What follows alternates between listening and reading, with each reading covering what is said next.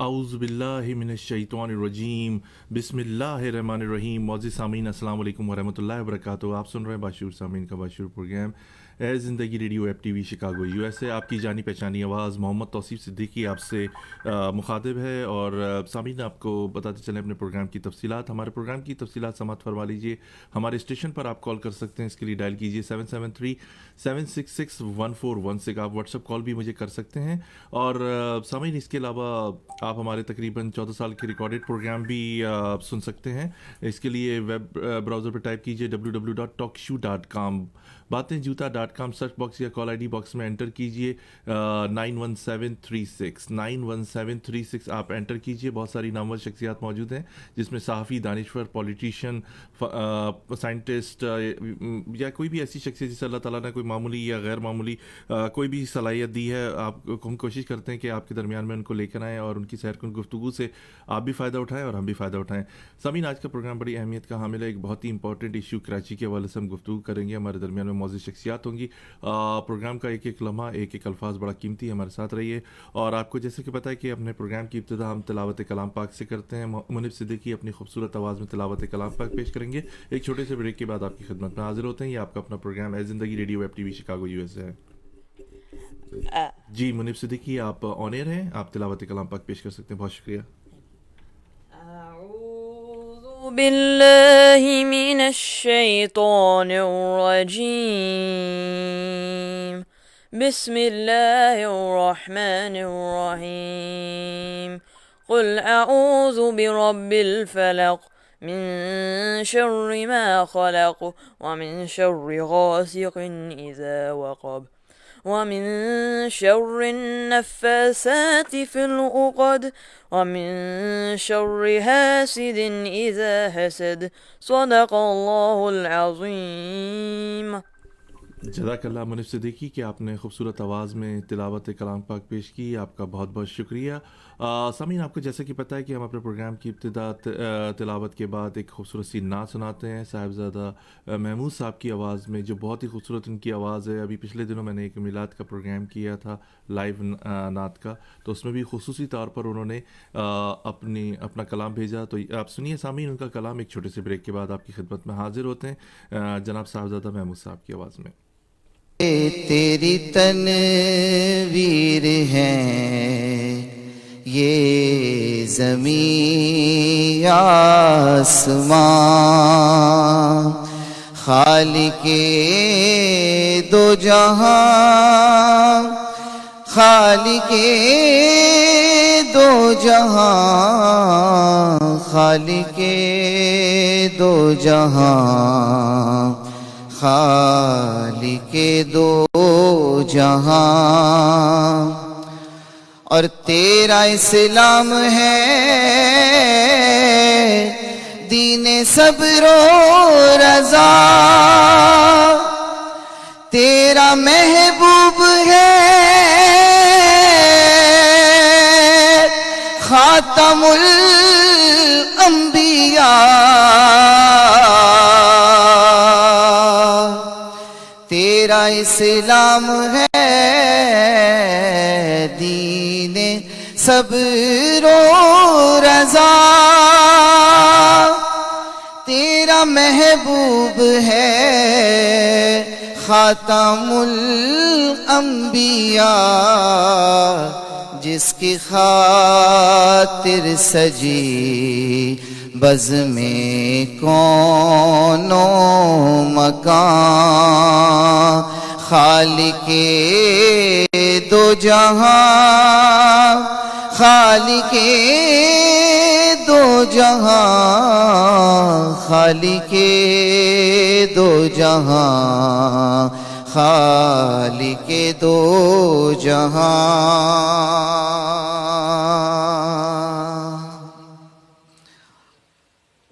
खालिके दो जहां, खालिके दो जहां। रंजो कुल्फत का तूफान उठने लगा है वकारे हज़ी को तेरा आसरा, इस पे भी हो करम रहमते बेकरां। खालिके दो जहां, खालिके दो जहां, खालिके दो जहां, खालिके दो तेरी। तो सामीन, आपने ये साहबजादा महमूद साहब की खूबसूरत आवाज़ में नात सुनी, आपको यकीनन पसंद आई होगी। और आपको स्पॉन्सर की तरफ लेके चलते हैं जो हमारे प्रोग्राम का अहम सतून है। हमारे स्पॉन्सर हैं जनाब प्लेजेंट ट्रैवल। आप उनका खूबसूरत सा एक ऐड सुनिए, एक छोटे से ब्रेक के बाद आपकी खिदमत है। उनके साथ ही हम आपको फ्रेस्को निम्को, जो अब आपके अपने शहर शिकागो में भी और बहुत सारे यूएसए के जो शहर हैं बड़े जहाँ पे देसी हैं वहाँ पर अवेलेबल है फ्रेस्को निम्को। और आपको दूसरा फ्रेश डे फ्रेश मिल्क, जो उसका एक एक घूंट जो है वो आपको तस्कीन बख्शता है और उसमें प्रोटीन है, एनर्जी ड्रिंक है। आप ज़रूर अपने बच्चों को दें। सुनिए, एक छोटे से ब्रेक के बाद आपकी खिदमत में हाजिर होते हैं। ये आपका अपना प्रोग्राम है ज़िंदगी radio web TV Chicago USA है। Are you looking for a vacation or planning for Hajj or Umrah? For the best rates and amazing packages, contact Pleasant Travel, located at 6257 North Clark Street, Chicago, Illinois. Contact them. Their phone number is 773-508-1927. Their email is pleasanttravel@hotmail.com. Travel to countries like Pakistan, USA, Canada, India, UK, Europe, Russia, Turkey, Egypt, UAE, Australia, Asia, Africa, and more. And make your trip memorable with Pleasant Travel. Their Facebook page is Pleasant Travel Chicago. For best rates and amazing packages of Hajj and Umrah, contact Pleasant Travel. मोज़िज़ सार्फिन, पाकिस्तान का मशहूर और मारूफ nimko fresco अब आपके अपने शहर में मौजूद है। आज ही किसी भी देसी ग्रोसरी स्टोर से आप खरीद सकते हैं। फ्रेस्को खस्ता और ताज़ा दही बूंदी, नमक पारे, शक्कर पारे, चाट पापड़ी और मसाला पापड़ी से आज ही अपनी फैमिली के साथ फुर्सत के लम्हात को मज़ीद खूबसूरत बनाइए और पाकिस्तान की बनी हुई फ्रेस्को निम्को से अपने वक्त को मज़ीद खुशगवार बनाइए। Fresco.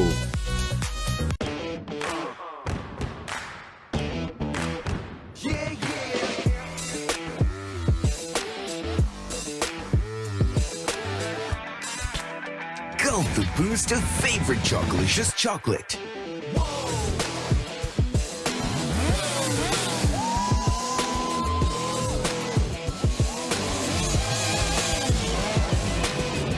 Day Fresh flavored milk. Doodh with an attitude.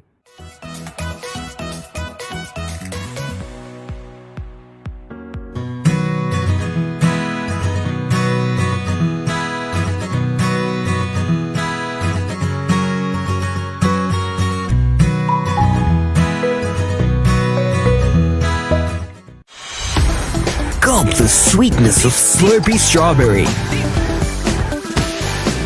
Day Fresh flavored milk. Doodh with an attitude.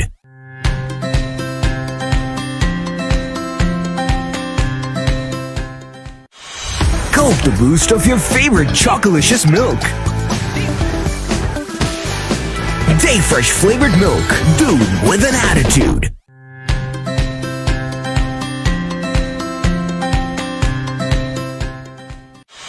Gulp the boost of pista and the magical saffron. Day Fresh flavored milk. Doodh with an Day attitude. Fresh Flavor Milk, हर घूंट ग़िज़ाइयत, protein और लज्जत से भरपूर। Day fresh flavour milk पीते जाओ और जिंदगी के हर मुकाबले में जीतते जाओ। Day fresh flavour milk. Are you looking for a vacation or planning for Hajj or Umrah? For the best rates and amazing packages, contact Pleasant Travel, located at 6257 North Clark Street, Chicago, Illinois. Contact them. Their phone number is 773-508-1927. Their email is pleasanttravel@hotmail.com. Travel to countries like Pakistan, USA, Canada, India, UK, Europe, Russia, Turkey, Egypt, UAE, Australia, Asia, Africa, and more. And make your trip memorable with Pleasant Travel. Their Facebook page is Pleasant Travel Chicago. For best rates and amazing packages of Hajj and Umrah, contact Pleasant Travel. मोअज़्ज़िज़ सारफीन, पाकिस्तान का मशहूर और मारूफ nimko fresco अब आपके अपने शहर में मौजूद है। आज ही किसी भी देसी ग्रोसरी स्टोर से आप खरीद सकते हैं। फ्रेस्को खस्ता और ताज़ा दही बूंदी, नमक पारे, शक्कर पारे, चाट पापड़ी और मसाला पापड़ी से आज ही अपनी फैमिली के साथ फुर्सत के लम्हात को मज़ीद खूबसूरत बनाइए और पाकिस्तान की बनी हुई फ्रेस्को निम्को से अपने वक्त को मज़ीद खुशगवार बनाइए। Fresco.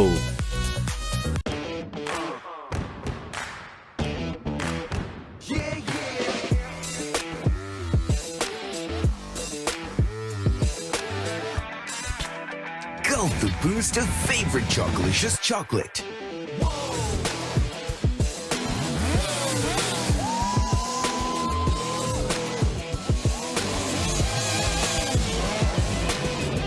Day Fresh flavored milk. Doodh with an attitude.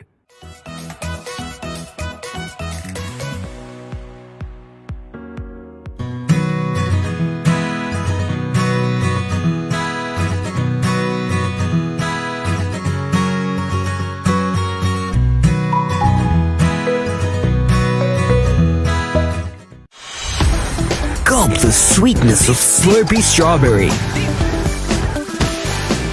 Day Fresh flavored milk. Doodh with an attitude.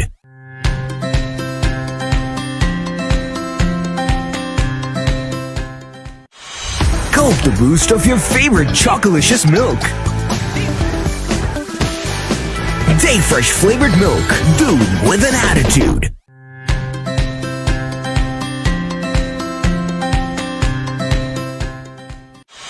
Gulp the boost of pista and the magical saffron. Day Fresh flavored milk. Doodh with an डे attitude. Fresh flavour milk हर घूंट ग़िज़ाइयत, protein और लज्जत से भरपूर। Day fresh flavour milk पीते जाओ और जिंदगी के हर मुकाबले में जीतते जाओ। Day fresh flavour milk. Are you looking for a vacation or planning for Hajj or Umrah? For the best rates and amazing packages, contact Pleasant Travel, located at 6257 North Clark Street, Chicago, Illinois. Contact them. Their phone number is 773-508-1927. Their email is pleasanttravel@hotmail.com. Travel to countries like Pakistan, USA, Canada, India, UK, Europe, Russia, Turkey, Egypt, UAE, Australia, Asia, Africa, and more. And make your trip memorable with Pleasant Travel. Their Facebook page is Pleasant Travel Chicago. For best rates and amazing packages of Hajj and Umrah, contact Pleasant Travel. मोज़िज़ सार्फिन, पाकिस्तान का मशहूर और मारूफ nimko fresco अब आपके अपने शहर में मौजूद है। आज ही किसी भी देसी ग्रोसरी स्टोर से आप खरीद सकते हैं।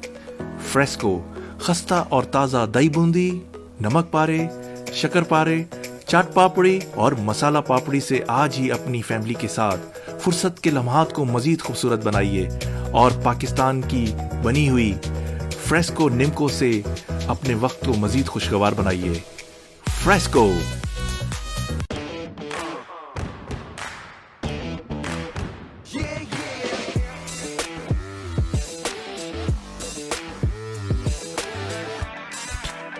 Gulp the boost of favorite Chocolicious chocolate.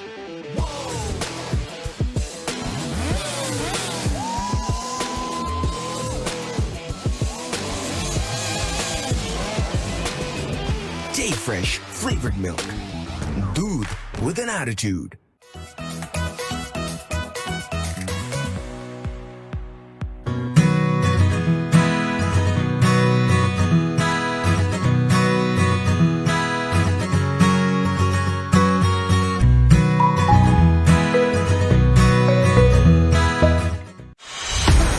Gulp the sweetness of Slurpee strawberry. Day Fresh flavored milk. Doodh with an attitude.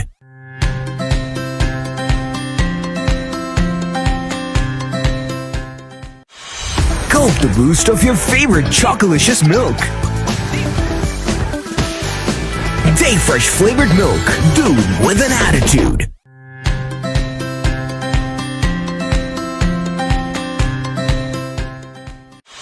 Gulp the boost of pista and magical saffron. Day Fresh flavored milk. Doodh with an डे attitude. Fresh flavour milk, हर घूंट ग़िज़ाइयत, protein और लज्जत से भरपूर। Day fresh flavour milk पीते जाओ और जिंदगी के हर मुकाबले में जीतते जाओ।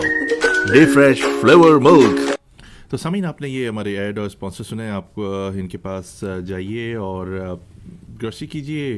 डे फ्रेश मिल्क है, फ्रेस्को नेमको है और प्लेजेंट ट्रैवल के बाद बेहतरीन रेट हैं टिकट के लिए। ट्रैवलिंग के हवाले से आप इनसे कांटेक्ट कर सकते हैं, मालूमात भी हासिल कर सकते हैं आप। सामीन, आपको बताते चलें कि आज अपने प्रोग्राम ए ज़िंदगी रेडियो वेब टीवी शिकागो में हमने पाकिस्तान से जहमत दी है जनाब फ़हीम बर्नी साहब को। फ़हीम बर्नी साहब बड़े एक्टिव हैं कम्युनिटी में और इन्होंने एक बड़ा अच्छा काम किया है कि एक पिटीशन फाइल की है जो कोटा सिस्टम के हवाले से है और जो इमरान खान ने गैर मुइना मुद्दत के लिए नाफिज कर दिया है। ये कोटा सिस्टम एक ये ऐसी लानत है कराची के नौजवानों के लिए कि उनकी सलाहियतें इससे पुष्ट हो रही हैं। लोग बड़े परेशान हैं कि ये किस तरह की एक लानत है कि हमारे जो होनहार तालिब इल्म हैं वो उससे मायूसी का शिकार हैं।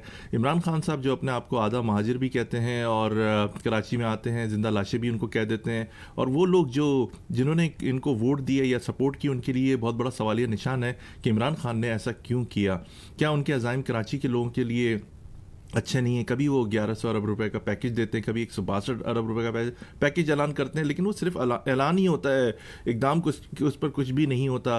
कराची की पुलिस को कहते हैं कि हम इतना काबिल कर देंगे कि हमें रेंजर्स की ज़रूरत नहीं होगी। आज 2.25 साल हो गए, उन्होंने ना ही कोई पेशरफ की इस सिलसिले में, जो उन्होंने वादे किए वादे वफा ना हो सके। इस सिलसिले में हमने फ़हीम बर्नी साहब को ज़हमत दी है जिन्होंने पिटीशन कोर्ट में फ़ाइल की है। उनसे गुफ्तगू करते हैं कि क्या मौक़िफ़ था इनका, जज ने बाद में क्या क्या, कितनी इनको उम्मीद है कि इसमें कामयाबी हासिल करेंगे। अस्सलाम वालेकुम फ़हीम बर्नी साहब।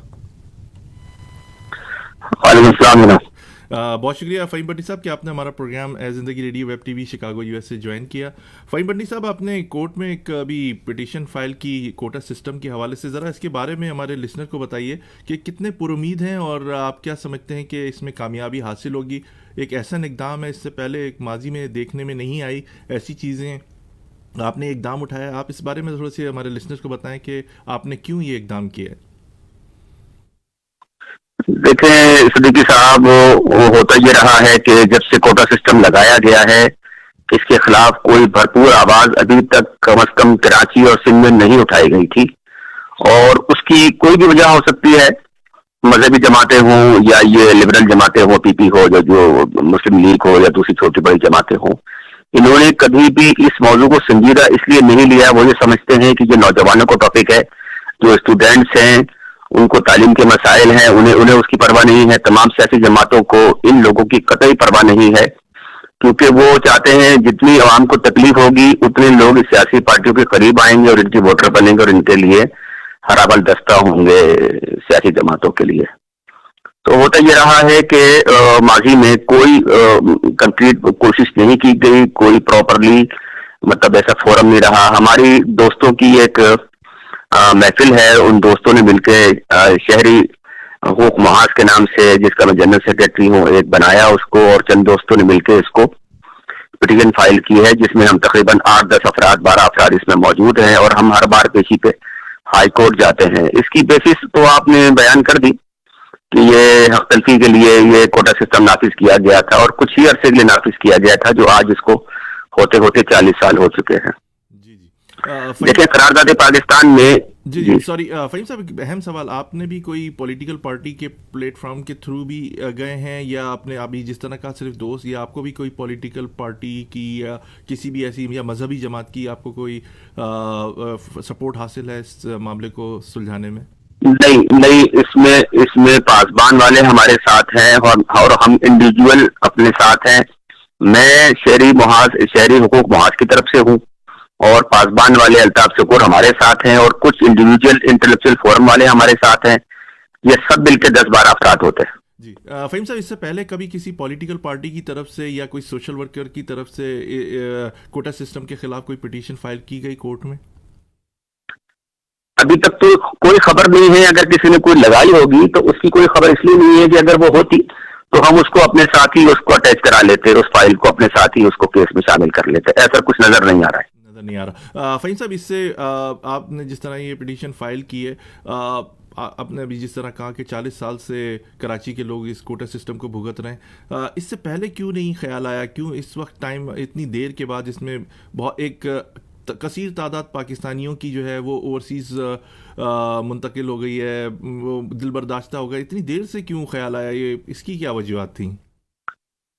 आप दुरुस्त कह रहे हैं। असल में इतना घुटा हुआ माहौल रहा है, ये जो पीरियड गया है दरमियान में, ये जो जहीं पे जिनको आप समझते हैं, इन लोगों ने ऐसा माहौल क्रिएट किया हुआ था कि हमें तो कराची में घरों से निकलना मुश्किल हो गया था और ना कि हम हाई कोर्ट जाते और मुसलसल जाते। और जिनको ये काम करना चाहिए था उन्होंने वजारतें ली, पैसा बनाया और गोलियां चलाई और जो शहर का हाल किया, हर जुम्मे को स्ट्राइक, हर पीर को स्ट्राइक, हर मंगल को स्ट्राइक। उसमें हमें कतई तौर से ख्याल नहीं रहा, या हमारी कोताही कह लें या हमारी प्रीवियस जो जमातें रही हैं। खैर मैं तो मुल्क से बाहर था, लेकिन जो प्रीवियस भी लोग रहे हैं, चाहे वो मजहबी जमातें हैं या दूसरी जमातें हैं, उन्होंने वाकई इसमें कोई, जिसे कहते हैं कि मजबूत कोई प्लेटफॉर्म बना के कोई कदम नहीं उठाए, कोई पिली नहीं ली, कोई अप्लाई नहीं किया कोर्ट में। फहीम साहब, अभी आपने कोर्ट में जो पिटीशन फाइल की है, आप कितने मुतमईन हैं? अटर्नीज जो आपने यकीनन हायर किए होंगे, वो कितने मुतमईन हैं? अभी तक इसकी कोई पेशी हुई? जज साहब ने क्या कहा, इसके बारे में ज़रा बताइए हमारे लिसनर्स को। इसमें ये था कि अभी तक हम उस मरहले पे आ गए हैं कि हमारी एप्लीकेशन एक्सेप्ट कर ली गई है, क्योंकि सबसे बड़ा मसाइल जो होते हैं वो वहाँ रजिस्ट्रार ऑफिस में होते हैं। वो 10 एतराज लगाते हैं कि फला जुमला ठीक करो, फला पेपर ठीक करो, फला सबूत लाओ, फला सबूत लाओ। अभी हमने तमाम सियासी जमातों के अकाबरीन से मिलकर वो तमाम सबूत इकट्ठे किए हैं कि किस डेट को किस शख्स ने किसके सिग्नेचर से ये चीजें हुई हैं और कौन कौन मुत्तफिक था और कौन कौन गैर मुत्तफिक था। ये इतने मुतफर्रिक लोग हैं कि इसमें से आधे वफात पा चुके हैं, आधे मतलब साहिब फराश हैं घरों में। हम ढूंढ के उन तक पहुंच रहे हैं और उनसे सबूत निकाल के कोर्ट में पेश कर रहे हैं। अभी तक हमारी एप्लीकेशन जो है एक्सेप्ट तो हो गई है, लेकिन अभी तक जज साहब जो है, मुझे लग रहा है कि आजकल करके हमारी पेशियों को, अभी 3 दिसंबर को हमारी पेशी फिर हो गई है। 3 दिसंबर तो वो केसेस की वजह से या वो खौफ खाते हैं, मुझे इल्म नहीं है इस बात का। हमें भी ये कबल सब से कुछ कहना। जी फ़हीम साहब, इस सिलसिले में, क्योंकि ये कराची की सिर्फ एक कौम का या एक फ़िरके का मैं कहूँगा मसला नहीं है, पूरे कराची में जो बसने वाले हैं, जो पैदा हुए हैं यहाँ पर, ये पूरे कराची का मसला है कोटा सिस्टम। ये एक ऐसी लानत है जिससे नौजवान नस्ल जो है, जो काबिल है, जो तालीमी याफ्ता है, वो मायूसी का शिकार है। आप दिन ब दिन देख रहे होंगे कि नौजवान जो हैं उनमें ख़ुदकुशी का रुझान भी बढ़ रहा है। हर वीक 2 वीक के बाद एक नौजवान तालीम की तरफ से दिल बर्दाश्ता हो जाता है। इस सिलसिले में आप सतही लेवल पे काम कर रहे हैं कि मोहल्ला मोहल्ला लोगों के पास जाके इस सिलसिले में जो तालीमी याफ्ता, जो तदरीस के और ख़ास तौर पर प्रोफेसर दानिश्वर टाइप के जो लोग हैं, इनको भी अपने साथ आपने शामिल किया है? देखिए, इसमें ये आगाही तो बेशक सबकी है और बातचीत भी बुजुर्ग करते हैं और अपने बच्चों के बारे में फिक्रमंद भी है, लेकिन जब हम आगे आने की बात करते हैं तो शायद आपसे किसी वक्त जिक्र हुआ हो कि जब हम कोर्ट में खड़े होते हैं तो हम 10-12 अपराधी होते हैं। ये कराची की आबादी 3 करोड़ है। कराची की आबादी 3 करोड़ है और हम शहरी मौज की बात कर रहे हैं, हम हुकूक की बात कर रहे हैं, तो हम सिंध की बात कर रहे हैं। यानी हम सिर्फ कराची की बात नहीं कर रहे हैं, हम सिंध की बात कर रहे हैं। और कोटा सिस्टम के खत्म होने से सदीक साहब यकीन कीजिएगा कि तमाम जबान बोलने वालों को फायदा होगा। यही मेरा कहने का तमाम मतलब है। एक फिरके को या किसी एक कौम को फायदा नहीं, पूरे सिंध के जो लोग जो बसने वाले हैं, जो कहते हैं कि ये शहर लावारिस जो है ये हमारा है और इसको ओन करने की भी। मैं तो अभी आपके बाद हमने MQM पाकिस्तान के भी एक ज़िम्मेदार को ज़हमत दी है, उनसे भी इस सिलसिले में बात करेंगे। फ़हीम साहब, आप ये बताइए कि ये बड़ा अहम सवाल कर रहा हूँ, पुरुमीद कितने हैं कि आप ये मुकदमा जीत जाएंगे? क्योंकि बहुत सारे लाखों नहीं करोड़ों में आ गई है बात कि वो इस मामले को ख़त्म करना चाहते हैं, इस लानत को ख़त्म करना चाहते हैं। एक उम्मीद सी आपसे बन गई है कि कम से कम किसी ने इकदाम तो उठाया कि कोर्ट तक ये बात तो लेकर गए कि नासाफी की जा रही है कराची और सिंध के लोगों के साथ। आपकी बात दुरुस्त है तौसीफ साहब, लेकिन इसमें बहुत ज्यादा सोचने की बात यह है कि आवाम तो हमारे साथ है, लोग बुजुर्ग जो हैं सोचते भी हैं अपने बच्चों की उसके लिए कि ये कोटा सिस्टम हटे तो उनको जॉब्स वगैरह मिलेंगी, और दूसरे लोग जो मुख्तलिफ जबानें बोलने वाले हैं सिंध में बसे हुए उनको भी जॉब्स मिलेंगी। लेकिन हो ये रहा है, हम 2 तरह से इस पे मतलब काम कर रहे हैं या सोच रहे हैं कि अगर हमें हाई कोर्ट से इंसाफ मिल गया तो हम उस पर राजी हो जाएंगे, और अगर हमें हाई कोर्ट से इंसाफ नहीं मिला तो हम 100% सुप्रीम कोर्ट जाने की तैयारी करेंगे, और उसके लिए भी हम उसी तरह तैयार हैं जिस तरह से हम हाई कोर्ट में हर पेशी पर मौजूद होते हैं। जी, ज़बरदस्त। Thank you so much Fahim Burney साहब कि आपने हमारा प्रोग्राम ए ज़िंदगी radio web TV Chicago USA join किया, और यकीनन पूरे सिंध की कौम जो किसी भी फ़िरके से हो, किसी भी ज़बान से बात करने वाले हो, वो आपके साथ जुड़े हुए हैं। और मैं अपने प्रोग्राम के तवज्जुह से लोगों को ये आगाही ज़रूर दूंगा कि जब आप महफ़िलों में और ग्रुप्स में शक्ल में जब बैठते हैं, गैदरिंग बनाते हैं, ये जिक्र ज़रूर आता है कि कोटा सिस्टम। आज फ़हीम बर्नी साहब ने और उनकी टीम ने एक ऐसा इक़दाम उठाया है इस लानत को ख़त्म करने के लिए, तो प्लीज़ इनका हाथ मजबूत कीजिए। जिस तरह फ़हीम बर्नी साहब ने कहा कि 10, 12, 8, 9 लोग उस वक्त कोर्ट में जमा होते हैं, नहीं, कोर्ट भरना चाहिए ताकि जज साहब को भी पता चले कि इस लानत से ख़ास तौर पर जो आने वाली हमारी नस्लें कितनी मायूस हो चुकी हैं। जिन लोगों ने अपनी ज़िंदगी और जिन लोगों ने ये मुल्क बनाया वो तो मायूस होकर इस दुनिया से जाने की तैयारी कुछ लोग कर रहे हैं और कुछ लोग जा चुके हैं, लेकिन आने वाली नस्लों के लिए हमें ये इक़दाम उठाना पड़ेगा। ये एक पौधा लगाया और इसको दरख्त हमने ही बनाया है, बड़ा अच्छा इक़दाम है। मैं इसकी भरपूर अपने प्रोग्राम की तवज्जुह से इसकी पब्लिसिटी करूँगा कि ये इस इक़दाम को कामयाब करें और कोर्ट के अंदर यकीनी जीत होनी चाहिए, क्योंकि इससे इमरान खान साहब ने जो फ़ैसला किया वो मेरे लिए बड़ी हैरत का है। पूरी दुनिया, क्या जहाँ भी पाकिस्तानी रहते हैं उनके लिए हैरत ज़्यादा बात है कि उन्होंने गैर मुअय्यना मुद्दत के लिए कोटा सिस्टम कराची में नाफिज कर दिया सिंध की आवाम के ऊपर। तो ये सरासर नाइंसाफ़ी है, इसके लिए भरपूर आवाज़ उठानी चाहिए। उनके जो MPs हैं उनसे बात की जाए जिनको आपने वोट दिए कि ये क्या हमारे ऊपर आपने शब खून मारा है। बहुत शुक्रिया फ़हीम बर्नी साहब कि आपने हमारा प्रोग्राम ज्वाइन किया। आपको ज़हमत देंगे और इस सिलसिले में बड़ी अहम पेशरफ्त आपसे हासिल करते रहेंगे। अल्लाह हाफ़िज़। Thank you. सामीन, हमारे दरमियान में फ़हीम बर्नी साहब थे, आपने इनकी बातें सुनी। एक बेहतरीन पिटीशन कोर्ट में फ़ाइल की है इन्होंने कोटा सिस्टम के हवाले से। अब आपके पास कोई मैं ये कहूँगा कि जो लोग बड़ी बड़ी बातें करते हैं, बातें करोड़ों की दुकान पकड़ों की, अब यह सिलसिला ख़त्म होना चाहिए। कोर्ट में पिटीशन फ़ाइल हो गई, बड़ी मुश्किलात पेश आई, जिस तरह उन्होंने बताया कि ऑब्जेक्शन लगते रहे, लेकिन अब बात कोर्ट में आ गई है तो ज़रूर इनका साथ दें। भूल जाएं थोड़ी देर के लिए कि आप किस फ़िरके से ताल्लुक़ रखते हैं, भूल जाएं आप किस कौम से ताल्लुक़ रखते हैं, भूल जाएं कौन सी जमात से आप ताल्लुक़ रखते हैं। ये इस वक्त पूरे सिंध की बात है। ये फ़तह पूरे सिंध की आवाम की होगी, सिर्फ फ़हीम बंडी साहब की नहीं होगी। इसके लिए आप सरदड़ की बाजी लगा दें और जज साहब को भी ये समझना चाहिए कि ये इस सिंध में रहने वालों के साथ नाइंसाफ़ी है। एक छोटे से ब्रेक के बाद आपकी खिदमत में हाजिर होते हैं। हम इसमें फ़ीडबैक भी लेंगे मुत्तहदा पाकिस्तान के एक सीनियर रहनुमा से। हमारे साथ रहिए। ये आपका अपना प्रोग्राम ए ज़िंदगी radio web TV Chicago USA है।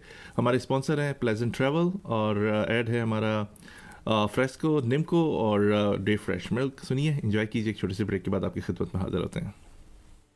Are you looking for a vacation or planning for Hajj or Umrah?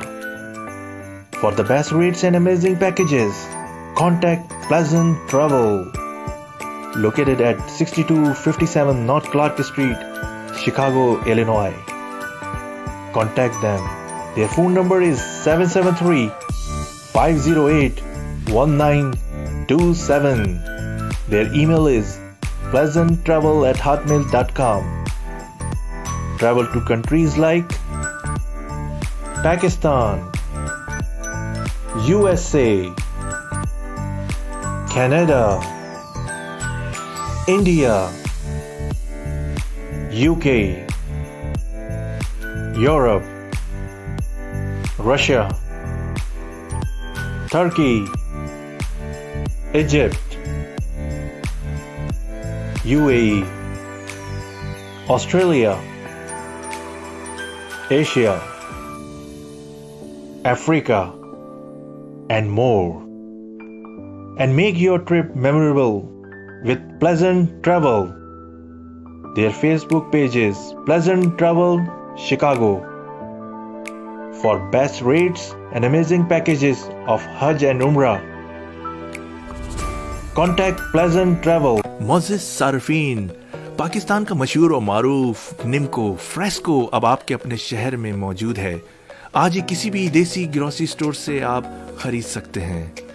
Fresco खस्ता और ताज़ा दही बूंदी, नमक पारे, शक्कर पारे, चाट पापड़ी और मसाला पापड़ी से आज ही अपनी फैमिली के साथ फुर्सत के लम्हात को मज़ीद खूबसूरत बनाइए और पाकिस्तान की बनी हुई फ्रेस्को निम्को से अपने वक्त को मज़ीद खुशगवार बनाइए।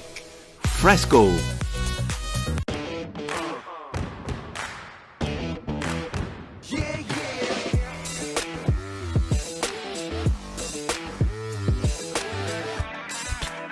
Gulp the boost of favorite Chocolicious chocolate.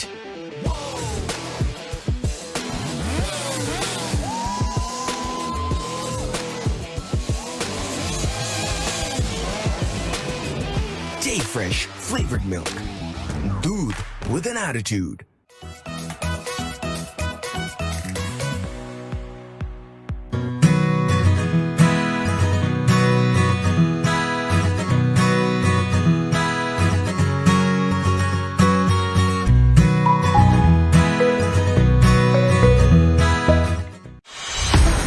Gulp the sweetness of Slurpee strawberry.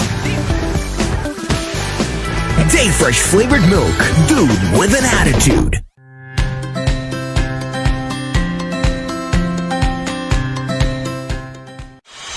Gulp the boost of your favorite Chocolicious milk. Day Fresh flavored milk. Dude with an attitude.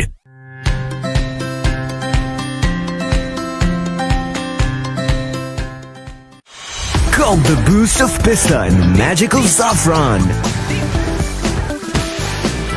Day Fresh flavored milk. Dude with an डे attitude. Fresh flavour milk, हर घूंट ग़िज़ाइयत, protein और लज्जत से भरपूर। Day fresh flavour milk पीते जाओ और जिंदगी के हर मुकाबले में जीतते जाओ। Day fresh flavour milk. तो सामीन, आपने ये हमारे स्पॉन्सर और एड सुने, यकीनन आपको पसंद आए होंगे। आपको बताते चलें सामीन, हमने अपने प्रोग्राम ए ज़िंदगी radio web TV Chicago USA में ज़हमत दी है। हम माजी में भी उनको ज़हमत दे चुके हैं। जनाब मुनीर अहमद चौधरी साहब जनरल सेक्रेटरी हैं पंजाब मुत्तहिदा कौमी मूवमेंट पाकिस्तान के, और उल मारूफ मुनीर भाई भी हैं और बड़ी एक्टिव हैं वहाँ पे पंजाब में, मुत्तहिदा कौमी मूवमेंट के लिए बड़े काम कर रहे हैं। खुशकिस्मती है कि हमारा प्रोग्राम ज्वाइन किया है मुनीर अहमद चौधरी साहब ने। अस्सलाम वालेकुम मुनीर अहमद चौधरी साहब। मुनीर साहब ट्रैवलिंग में हैं लेकिन मेरी खुसूसी रिक्वेस्ट पे उन्होंने प्रोग्राम ज्वाइन किया है। अस्सलाम वालेकुम मुनीर चौधरी साहब। वालेकुम अस्सलाम, बहुत शुक्रिया तौसीफ भाई। Thank you so much Munir भाई कि आपने हमारा प्रोग्राम ज्वाइन किया, बहुत शुक्रिया। आपने अभी ट्रैवल में भी है, मेरी खुसूसी रिक्वेस्ट पे। मुनीर चौधरी साहब, अभी मैं गुफ्तगू कर रहा था जनाब फ़हीम बर्नी साहब से, और फ़हीम बर्नी साहब ने पिटीशन फाइल की है कोर्ट में कोटा सिस्टम के हवाले से। जो सिंध के लोग और कराची बिलखुसूस तालीमी याफ्ता शहर है, तो उनके लोगों पर एक बहुत बड़ा प्रॉब्लम है जिसकी वजह से वो रोज़गार से महरूम है, गवर्नमेंट जॉब की से महरूम होते जा रहे हैं, मायूसी बढ़ती जा रही है।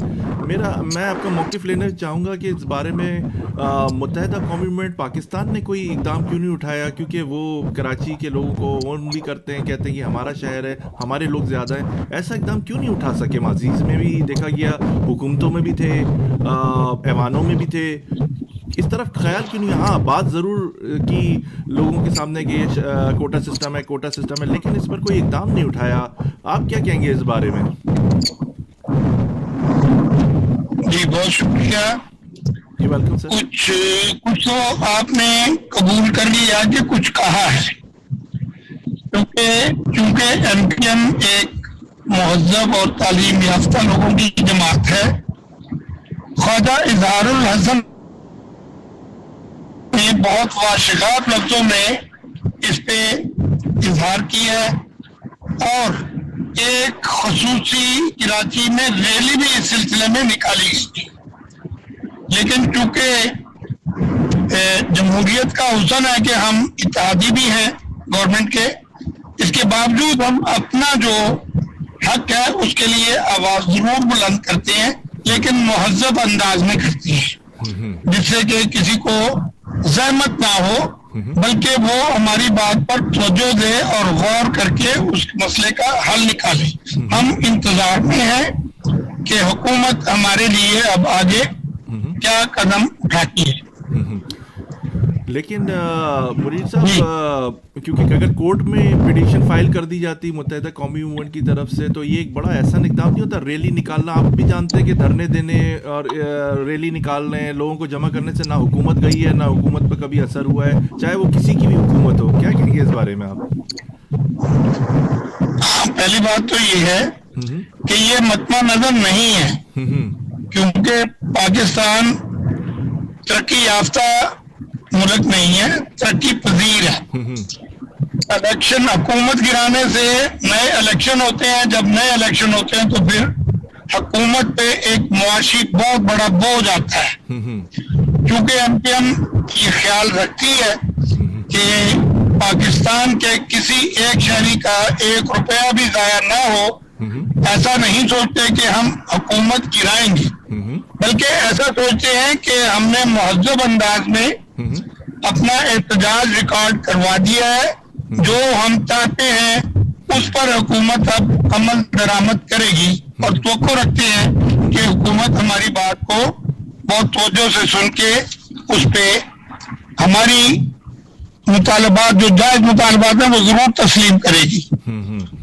जी बहुत शुक्रिया मुनीर साहब। आने वाले वक्तों में आप क्या समझते हैं कि मुत्तहिदा कौमी मूवमेंट कोई इक़दाम ऐसा उठाएगी, कानूनी की बात कर रहा हूँ मैं, कि कोटा सिस्टम के हवाले से, बेरोज़गारियों के हवाले से जो मायूसी है आवाम में फैल रही है, इसके हवाले से कुछ आपको आइडिया है, ऐसा कुछ करेंगे? इस बारे में बताइए आप।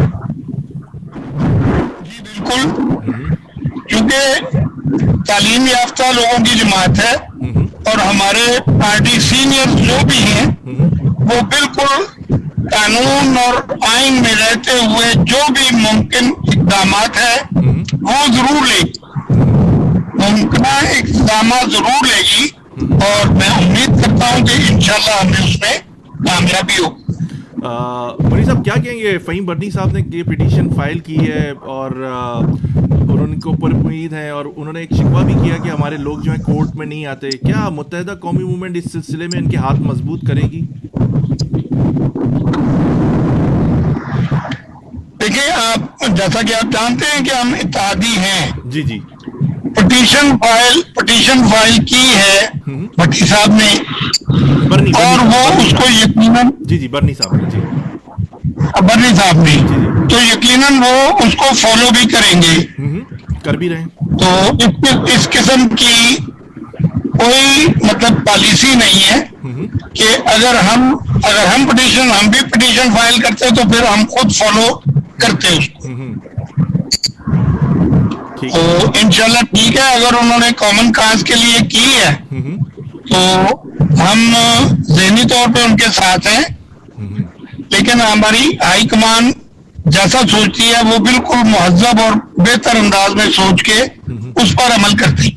जी बहुत शुक्रिया मुनीर चौधरी साहब, आप ट्रैवल में हैं और आपकी मसरूफियात भी बहुत हैं, आप बड़ी काम कर रहे हैं मुत्तहदा गवर्नमेंट के लिए पंजाब में। बहुत शुक्रिया, आपने माजी में भी हमारा प्रोग्राम ज्वाइन किया था। इस सिलसिले में मैं तफसीली एक प्रोग्राम रखता हूँ और इस पर हम गुफ्तगू करेंगे, और बल्कि मुत्तहदा कौमी मूवमेंट की आला क़यादत से भी हम कोशिश करें कि वो आएँ प्रोग्राम में और अपना नज़रियात बयान करें। बहुत शुक्रिया मुनीर साहब कि आप ट्रैवल में भी हैं। You welcome. आपका भी बहुत शुक्रिया। सामीन, हमारे साथ जनाब मुनीर अहमद चौधरी साहब थे, मुत्तहदा कौमी मूवमेंट पंजाब के जनरल सेक्रेटरी, इंतहाई सीनियर कारकुन है मुत्तहदा कौमी मूवमेंट का। उनका हमने फीडबैक लिया, उन्होंने कहा महज़ब तरीके से और कानून के अंदर रह के हम काम करेंगे और पिटीशन फाइल हो चुकी है। मैं सिर्फ यही दोबारा से रिपीट कर रहा हूँ, मेरे वर्ड बड़े गौर से सुनिएगा प्लीज़। जब ये पिटीशन फाइल हुई है, जैसे बर्नी साहब ने कहा, फ़हीम बर्नी भाई ने कहा कि जज के सामने 10-8 लोग होते हैं, नहीं, अब ये पूरे मुस्तकबिल की आवाम के लिए है। बच्चे आने वाले हैं जो मायूस होकर मुल्क से बाहर जा रहे हैं पढ़ने का, जो पाकिस्तान की करीब। मैं एक वाक़या हमेशा शेयर करता हूँ, मुइन अख्तर मरून साहब का। मैं 97 में जब अमेरिका आ रहा था तो मुझे एयरपोर्ट पे मिले, हम दोनों एक ही बस में थे, रनवे से टर्मिनल की तरफ आ रहे थे। उनकी साहबजादी यहाँ पढ़ती थी शिकागो में, मुझे नहीं पता था। तो मेरी उम्र उस वक्त 18-19 साल थी। तो मुझसे कहने लगे कि अमेरिका क्यों जा रहे, तो मैंने उनको बताया कि वालदा ने स्पॉन्सर किया तो मैं वहीं जा रहा हूँ। तो कहने लगे कि वहीं रहने का इरादा है पढ़ने लिखने के बाद। तो मैंने कहा अभी कुछ डिसाइड नहीं है। कहने लगा यार वापस आ जाना, वरना तो हमारे मुल्क की सारी क्रीम इस तरह मायूस होकर बाहर चली जाएगी, इस मुल्क में फिर कौन रहेगा। तो सोचिए, जो बच्चे मुल्क से बाहर नहीं जा सकते वो कितनी मायूसी का शिकार हैं, उन मुस्तकबिल उनका सवारी है। जब आप कहते हैं कि ये हमारे लोग हैं, बिल्कुल मैं कराची में मुत्तहदा कौमी मूवमेंट से कहूँगा कि थोड़ी देर के लिए भूल जाएं कौन किसके साथ है, कौन किसके साथ नहीं है, कौन इत्तेहादी या नहीं है। ये एक बहुत बड़ा इशू है, कोटा सिस्टम, ये बहुत बड़ी लानत है सिंध के ऊपर। ये नाइंसाफ़ी है, ये शब खून मारा गया है, ये पीठ के ऊपर छुरा घोंपा गया है सिंध की आवाम के साथ। तो प्लीज़ साथ दीजिए और इस कॉज के ऊपर खड़े हो जाइए। ये आपका राइट है। जज के सामने पहुंचिए, वहाँ पर अपनी एहतजाज रिकॉर्ड करवाइए कानूनी तरीके से, पुरअमन तरीके से, तो आप इसी तरह कामयाबी हासिल कर सकते हैं। स्पॉन्सर की तरफ चलते हैं। इंतहाई सीनियर एक्स MK मिनिस्टर हैं जनाब आरिफ सिद्दीकी साहब, उनको हम अपने प्रोग्राम में उनको दावत दी, उनसे गुफ्तगू करेंगे। हिस्टोरियन भी हैं, हिस्ट्री के ऊपर बड़ी नज़र रखते हैं। ये प्रोग्राम का पहला हिस्सा नहीं है, दूसरा हिस्से के तौर पे मैं पेश कर रहा हूँ। पहला हिस्से के ऊपर मैं एक इंतहाई अहम शख्सियत को इनके साथ ज़हमत दूंगा, हम गुफ्तगू शुनूद भी करेंगे। मेरे साथ रहिए। ये आपका अपना प्रोग्राम ए ज़िंदगी radio web TV Chicago US है। एक छोटे से ब्रेक के बाद आपकी खिदमत में हाजिर होते हैं। Are you looking for a vacation or planning for Hajj or Umrah? For the best rates and amazing packages, contact Pleasant Travel. Located at 6257 North Clark Street, Chicago, Illinois. Contact them. Their phone number is 773-508-1927. Their email is pleasanttravel@hotmail.com. Travel to countries like Pakistan, USA, Canada, India, UK, Europe, Russia, Turkey, Egypt, UAE, Australia, Asia, Africa, and more. And make your trip memorable with Pleasant Travel. Their Facebook page is Pleasant Travel Chicago. for best rates and amazing packages of Hajj and Umrah. Contact Pleasant Travel. मोज़िज़ सार्फिन, पाकिस्तान का मशहूर और मारूफ nimko fresco अब आपके अपने शहर में मौजूद है। आज ही किसी भी देसी ग्रोसरी स्टोर से आप खरीद सकते हैं। फ्रेस्को खस्ता और ताज़ा दही बूंदी, नमक पारे, शक्कर पारे, चाट पापड़ी और मसाला पापड़ी से आज ही अपनी फैमिली के साथ फुर्सत के लम्हात को मजीद खूबसूरत बनाइए और पाकिस्तान की बनी हुई फ्रेस्को निम्को से अपने वक्त को मजीद खुशगवार बनाइए। Fresco.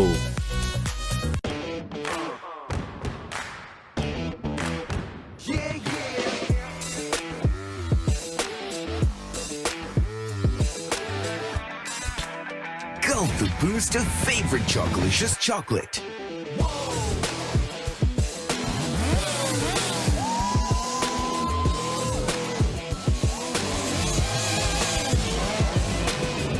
Day Fresh flavored milk. Doodh with an attitude.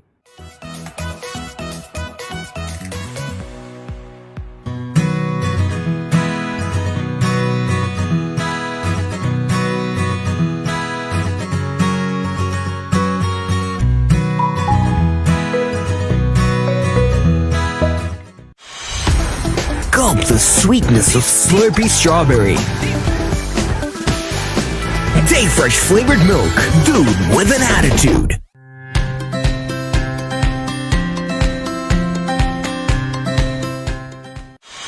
Gulp the boost of your favorite Chocolicious milk.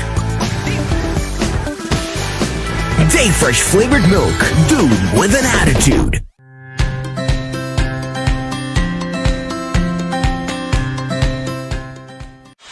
Gulp the boost of pista and magical saffron. Day Fresh flavored milk. Dude with an डे attitude. Fresh flavour milk, हर घूंट ग़िज़ाइयत, protein और लज्जत से भरपूर। Day fresh flavour milk पीते जाओ और जिंदगी के हर मुकाबले में जीतते जाओ। Day fresh flavour milk. तो सामीन आपने हमारे स्पॉन्सर सुने pleasant travel, day fresh milk और फ्रेश को जो निम्को है आपके शहर में है, ये हमारे ऐड हैं, आपने सुने, आपको यकीनन पसंद आए होंगे।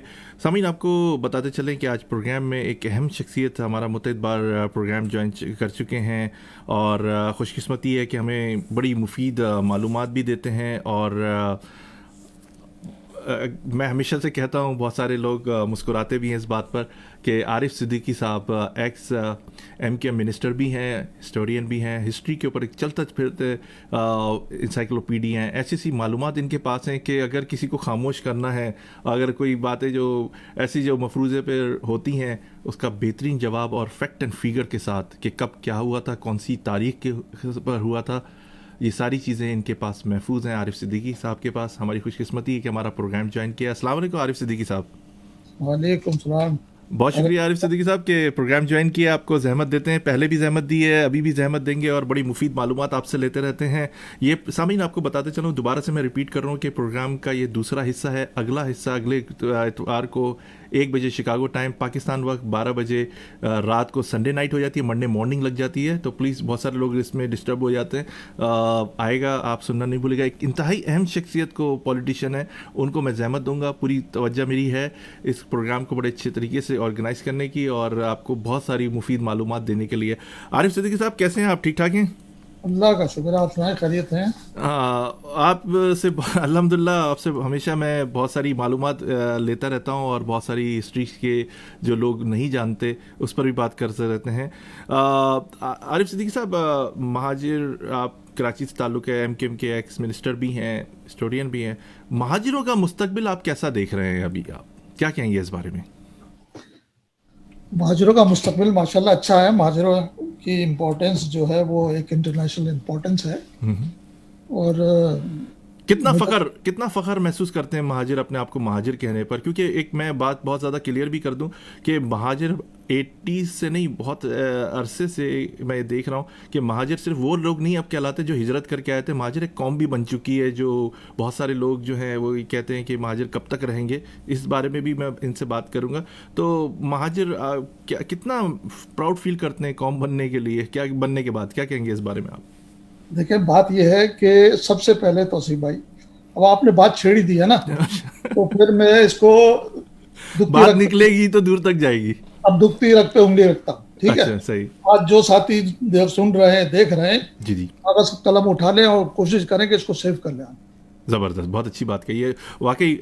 मैं वही अभी हाल ही में मुझे एक साहब ने कॉल की, 2 घंटे तक हमने बात की। उन्होंने पूरी हिस्ट्री बताई सिंध की, कितनी कौमें रहती हैं पाकिस्तान में। 2 घंटे तक हमारी इस पर बात हुई। आज आरिफ भाई आपको बहुत सारी चीज़ें, वो हकाइक, उन हकाइक पे से पर्दा हटाएंगे जो बहुत सारे लोगों को नहीं पता। रिकॉर्ड कर सकते हैं, रिकॉर्ड करें, लिख सकते हैं, लिखें।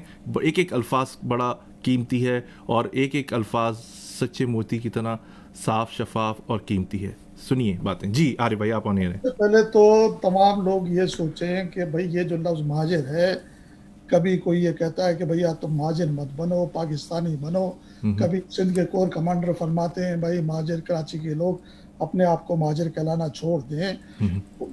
तो और जहाँ सिंधी अपने आप को सिंधी कह रहा है, पंजाबी अपने आप को पंजाबी कह रहा है, बलोची अपने आप को बलोची कह रहा है, पख्तून अपने आप को बलोची कह रहा है, हम ये कह देते हैं कि साहब हम महाजिर क्यों। ये तो हो गया पॉलिटिकल जवाब, ठीक है क्या? जी जी। अब मैं बात करता हूँ लीगल जवाब। ये अब तक जो महाजिर की बात होती थी ना पॉलिटिकल, तो पॉलिटिकली तो पहले ये सोचिए आप लोग कि ये जो आपसे कहा जाता है कि आप अपने आप को महाजिर मत कहलाओ, वजह क्या है? वजह क्या है जी? वजह क्या है? वो क्या खौफ है कि आपके महाजिर कहलाने से दूसरी जो कौमें हैं उनका क्या स्टेक पे लग जाता है? इसको इस एंगल से सोचिए। जब आप अपने आप को महाजिर कहते हो तो जो पाकिस्तान की दूसरी कौमें रह रही हैं या दूसरे हमारे जिन जागीरदार सरमायादार लोग हैं, जो फौजीज हैं, जिन्होंने ये जो महाजिरों की जमीन अपने नाम अलाट कराई हुई है, उनकी लाइफ स्टेक पे आ जाती है। अच्छा अच्छा, सही। तो बात समझ रहे हैं? जी बिल्कुल समझिए। मैं महाजिर लफ्ज जो है ना, सिर्फ महाजिर लफ्ज नहीं है, ये क्लेम है, क्लेम है। क्योंकि महाजिरों को जो वो एवू की लैंड की बात करते हैं ना, एक्सचेंज ऑफ लैंड की बात, तो पाकिस्तान की 70% ऑफ द लैंड जो है वो एवू की लैंड है। समझ रहे हैं मेरी बात? According to the international document which is registered in United Nation. और उसकी मैं बता देता हूँ उसकी रजिस्ट्रेशन क्या सूरत है। उस ट्रीटी की रजिस्ट्रेशन नंबर है 1733, ठीक है? ये treaty series page 4 1952 number 17, number 1733 agreement between Pakistan and India, signed at New Delhi on 8 April 1950, registered by Pakistan on 12 May 1952 in the United Nations volume number 131 in treaty series। ठीक है sir, ये है इसकी registration international. यानी आप ये कहते हो कि साहब, बहुत सारे लोगों ने कहा कि साहब ये तो पुरानी बातें हो गई, अब तो बात खत्म हो जाती है। जी जी। भैया अगर ये महाजिरों का पुराना क्लेम खत्म हो जाता ना जी। अरे भाई, मैं कता कलामी इसमें महाजिर अंडर थ्रेट भी रहते हैं, ऑपरेशन भी हो जाते हैं, उनको क्रैश सब आज उसी तरफ ला रहा हूँ। अच्छा सही जी। मैं आपके सारे सवाल निपटाता हूँ ना एक ही झटके। तो ये जो है ना, मतलब ये तमाम इंटरनेशनल डॉक्यूमेंट है, कहते हैं साहब ये पुराना क्लेम हो गया, खत्म हो गया। तो पहली बात तो ये कि ये महाजिरों का इंडिविजुअल क्लेम नहीं है, महाजिर नेशन का क्लेम है भाईजान। महाजिर कौम का क्लेम है, जैसे यहूदियों की कौम का क्लेम था ट्रायल में, तो ये महाजिर कौम का क्लेम है, नंबर 1।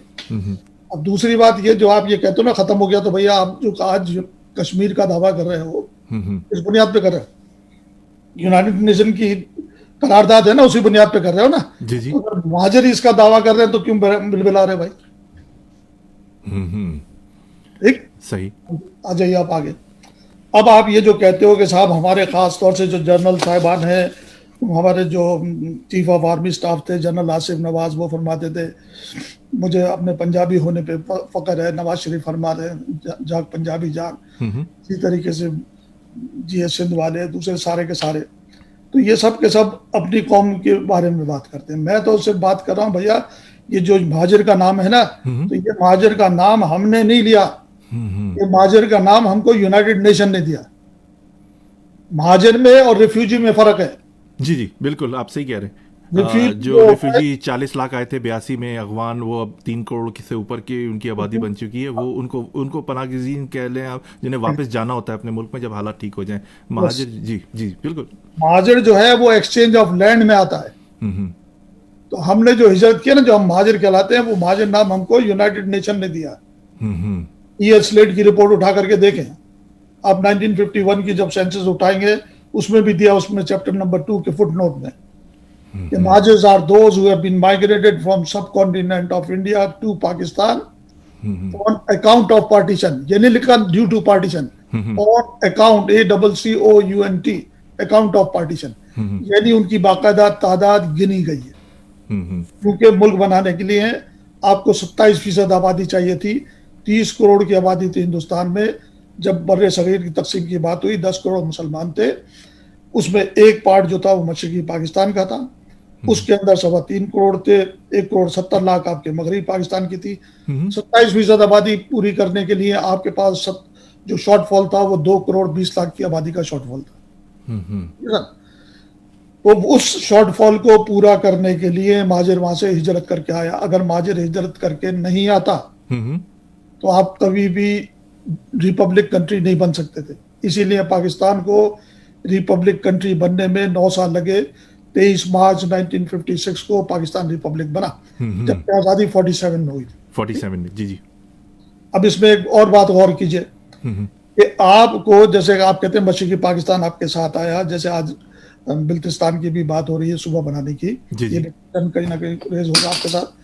तो आप इस बात को ऐसे देखें कि 1947 में कहा गया कि साहब ये मशरकी पाकिस्तान है और मगरबी पाकिस्तान दोनों मिलकर मुल्क बन रहे हैं, मगर कागज के ऊपर अगर आप देखेंगे ना तो कागज के ऊपर ये 2 रीजन कहलाते थे।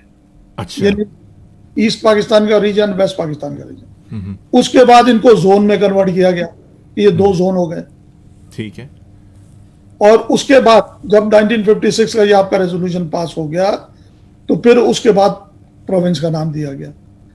तो कैटेगरी ऑफ लैंड जो है ना वो चेंज होती रहती है कि जैसे जैसे उस कैटेगरी ऑफ लैंड की गवर्नेंस का फर्क आएगा, उस गवर्नेंस की बुनियाद के ऊपर कि कब लैंड जो है रीजन में शुमार होती है, कब जोन में होती है, कब प्रोविंस में होती है। इसी तरीके से आप जो देखते हैं डिस्ट्रिक्ट हो या डिवीजन बनते हैं और सारी किस्सा कहानी ऐसे चलती है।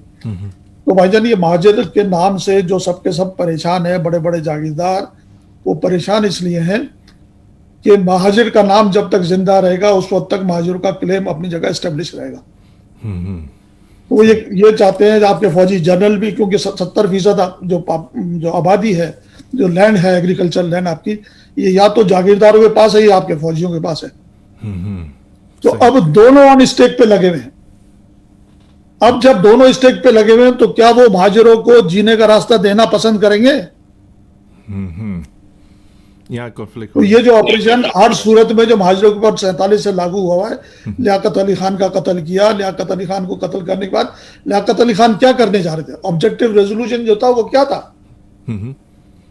जो ऑब्जेक्टिव रेजोल्यूशन मार्च 1948 का था वो क्या था? जो लियाकत अली खान कायदे आज़म ने जो ऑब्जेक्टिव रेजोल्यूशन पास किया था, जो कनेक्टेड है 1946 के objective resolution, cabinet mission plan के रेजोल्यूशन से। तो उसमें क्या था? उसमें एक्चुअली क्या था कि जो लैंड रिफॉर्म थी ना, मुझे मशरकी पाकिस्तान से जो खौफ था वो मगरबी पाकिस्तान को क्यों खौफ था? वो मेजोरिटी में था, आप हुकूमत देने के लिए तैयार नहीं थे। या फातिमा जिन्ना मशरकी पाकिस्तान से 65 में इलेक्शन जीती थी, मगरबी पाकिस्तान में आप जीते थे ना, मगर पॉपुलेशन में तो मेजोरिटी मशरकी पाकिस्तान था, जीत गई। तो इसका मतलब फातिमा जिन्ना को सदर बनना चाहिए था, मगर आपने नहीं बनने दिया। इसी तरीके से आपने मुजीब को नहीं बनने दिया। वजह क्या थी? दोनों का कॉमन एक एजेंडा क्या था? पहला पॉइंट मुजीबुर रहमान की पार्टी का उठा के देखे अवामी लीग का, वो है लैंड रिफॉर्म। लैंड रिफॉर्म सबसे पहले जो कदगन लगा रहा था वो जमीन पर लगा था, जैसे हिंदुस्तान ने लगाई। हिंदुस्तान बनते के साथ ही उसने जागीरदारी निजाम का खात्मा किया। यही काम फातिमा जिन्ना करने जा रही थी। जागीरदाराना सिस्टम जो फेडरलिज्म जो है वहां पर, जो इसकी वजह से जागीरदाराना निजाम खत्म होगा तो ये जो जागीर आपकी कब्जा की है, तो ये फौजियों के पास हो या आपके लैंडलॉर्ड्स के पास हो, तो ये क्या ये अपने पास रख सकते हैं? वो सारी उड़ जाती है। इसीलिए आप देखते हैं कि किसी भी सूरत में एग्रीकल्चर लैंड जो है उस पर टैक्स नहीं लगने देते। क्यों नहीं लगने देते कि जब वो टैक्सेस लगेंगे तो खाते खुलेंगे, और खाते खुलेंगे तो फिर ओनरशिप के खाते खुलेंगे, ठीक है। अब ओनरशिप तो, क्योंकि आपने सुप्रीम कोर्ट का फैसला देखा कि सुप्रीम कोर्ट ने 2015 में ये फैसला सुनाया ना कि साहब ये किसी भी इदारे को अख्तियार नहीं है कि वो एवयू की लैंड, जो महाजरों की लैंड है, वो किसी को अलॉट कर सके। ये आया ना सुप्रीम कोर्ट का फैसला। जी जी। तो जब किसी इदारे को अख्तियार ही नहीं है तो फिर ये अलॉट कैसे होगी? अब वो कुछ कहते हैं साहब जुल्फ़िकार अली भुट्टो ने आन करके तमाम चीजें जो है खत्म कर दी थी, तमाम जो इदारे खत्म कर दी थे। भाईजान ये एक इंटरनेशनल डॉक्यूमेंट को, एक कंट्री का इंटरनल डॉक्यूमेंट पावर कैसे खत्म कर सकती है? सही। अगर इंटरनेशनल किसी डॉक्यूमेंट को या ट्रीटी को डोमेस्टिक अफेयर वाले खत्म करने लगे तो फिर तो कहानी खत्म हो जाएगी। कल गवर्नमेंट ऑफ पाकिस्तान बोलते भैया हम कॉमनवेल्थ को नहीं मानते तो क्या होगा? फिर तो वो जो ट्रांसफर ऑफ पावर का आपका डॉक्यूमेंट है वो तो सारी की सारी चीजें ही हौच पौच हो जाएंगी। तो इसका तो मतलब आप कंट्री की एग्जिस्टेंस से इनकार कर रहे हो। सही भाई जहाँ बात ये इंटरनेशनल डॉक्यूमेंट है तो उस इंटरनेशनल डॉक्यूमेंट आप कहते हो साहब नहीं मानते, आप डोमेस्टिक पावर से आपने उठा करके उड़ा दिया। आज मिसाल के तौर पे सिंध प्रोविंस उठा करके फेडरल का जो कॉन्स्टिट्यूशन है वो उड़ा दे, तो फिर इसका मतलब क्या हुआ? सिविलाइज कंट्री तो नहीं कहलाएगा ये, फिर तो वो तो जंगल का कानून वाली बात हो जाएगी। अरे भाई इस कलील वक्त में क्योंकि प्रोग्राम एक सेकंड बस थोड़ा सा एंड कर दूं। इसीलिए आप देखते हैं कि एग्रीकल्चर लैंड पे कभी कोई टैक्स लगने नहीं देता, इसलिए कि खाते खुल जाएंगे। इसीलिए आप देखते हैं कि अरबों रुपए का करोड़ों दिया जाता है और वो लोन लेकर के माफ करा लिया जाता है। और उसके ऊपर जो है कोई, अब जैसे मिसाल के तौर पे 28 अगस्त 1993 को बैंकिंग काउंसिल ने 1986 से 1993 तक के जो 11.5 ट्रिलियन डॉलर का रुपीस का जो लोन माफ हुआ उसकी डिटेल दी है, डान अखबार में आई है 28 अगस्त 1993 को। इसी तरीके से लोन डिफॉल्टर लिस्ट है वो 1 दिसंबर 1993 को स्टेट बैंक की जो है वो डान में शाया हुई। मगर क्या कभी इन चीजों को कोई उठाता है? क्यों नहीं उठाता? वो इसलिए कि अगर उठाएगा और कहीं भी ये जाकर के इवेंचुअली क्या होगा कि ओनरशिप के डॉक्यूमेंट पे जाएंगे ना, तो जैसे ही ओनरशिप के डॉक्यूमेंट पे जाएंगे तो पाकिस्तान की इस वक्त 80% जो लैंड है ना वो अभी तक रजिस्टर्ड नहीं है। ये बात पता है? 80% ऑफ द लैंड। और ये आप इसको जाकर के, मैंने एक इसको अपना प्रोग्राम हो रहा था उसका अपना, उसके अंदर भी वो प्रोग्राम में ये बात की कि साहब 80% ऑफ द लैंड जो है वो रजिस्टर्ड नहीं है। वो क्या नाम था उस प्रोग्राम का, लेकिन मैं भी आपको दिखाता हूँ। जी जी। यार मैं भी आपको बता देता हूँ, कहीं ना कहीं अभी नजर आ जाएगा। बल्कि मेरा कहने का मकसद ये है कि ये सारे का सारा जो सूरत हाल है वो इसलिए है कि जो खौफ है वो महाजरों की ओनरशिप का, कि भाईजान जमीनें चली जाएंगी, और जब जमीनें चली जाएंगी तो फिर उसके बाद क्या होगा? फिर उसके बाद आरिफ भाई एक सवाल यहाँ पर भी तो है, अंदरूनी सिंध में जो महाजरों की ज़मीनें थी वो बेचारे वहाँ पे काम ही नहीं कर पाते थे, या तो उनको धमकियाँ मिल जाती थी, या उनको मार दिया जाता था, या उनको भगा दिया जाता था, और फिर वो औने पौने दामों में बेच दिया करते थे। अंदरूनी सिंध की कुछ ऐसी भी दास्तान, एक हिस्ट्री मौजूद है हमारे पास। हाँ, अब उसमें ये कहते हैं कि साहब वो बहुत सारे महाजरों से हमने खरीद ली। भाईजान आप ऐसे खरीद नहीं सकते। अच्छा, सबसे पहले तो आपको अपना टाइटल वहां ट्रांसफर होगा।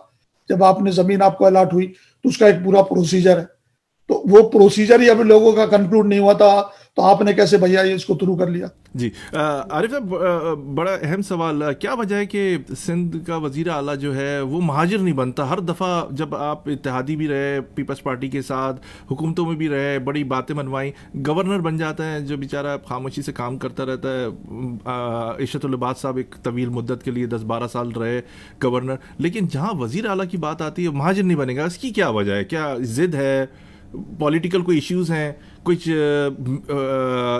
मराहत मिल सकती हैं इस पर, क्या वजह है? देखिए मैं आपको बताता हूँ। मैं पहले वाली बात पूरी कर रहा था कि वो महाजिरों को जो है वो कॉर्नर करने के लिए सारा करते कि वो जमीन के ऊपर ना चला जाए। इसकी बहुत ही एक इम्पोर्टेंट जो कड़ी है ना, जी। वो है अयूब खान का। जैसे ही मार्शल आया तो अयूब खान ने सबसे पहले क्या काम किया? पहले तो लियाकत अली खान की डेथ हुई, लियाकत अली डेथ के बाद अयूब खान साहब आए, तो उन्होंने क्या किया? सबसे पहले वो ऑर्डिनेंस कह रहा था 1958, ठीक है, मार्शल ऑर्डिनेंस 1958। सबसे पहले जो महाजिर अफसरान थे जो हिंदुस्तान से आन करके ब्यूरोक्रेसी में काम कर रहे थे, सबसे पहले 303 का वो ऑर्डिनेंस निकाल करके उन महाजिर अफरान को फारिग किया। क्यों फारिग किया? क्यों? कि ये लैंड का जो खाता है ना, एबीपी लैंड का खाता, इसमें ये जो गवर्नमेंट है या जो जागीरदार सरमायादार या फौजी इसमें हेर फेर नहीं कर सकते थे, क्योंकि वो जो तमाम ऑफिसर थे वो सब सिस्टम का हिस्सा थे, जिस सिस्टम की बुनियाद के ऊपर पाकिस्तान क्रिएट हुआ।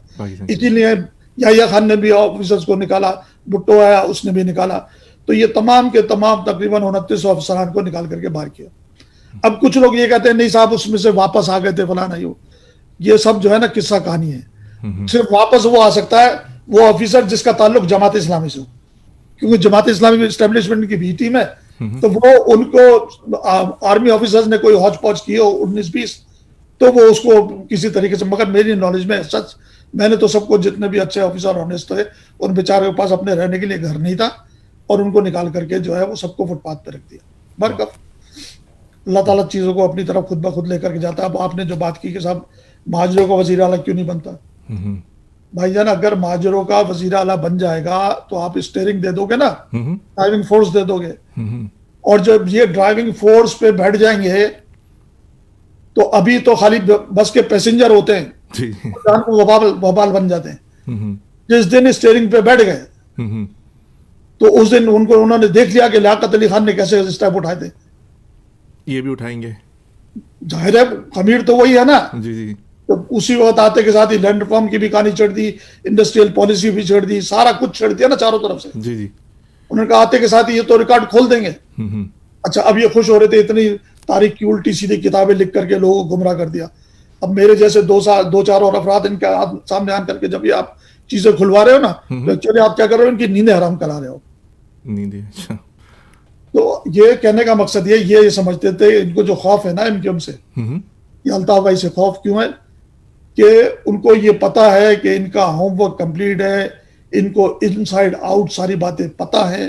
अब अगर वजीला, हालांकि हम मेजॉरिटी में थे।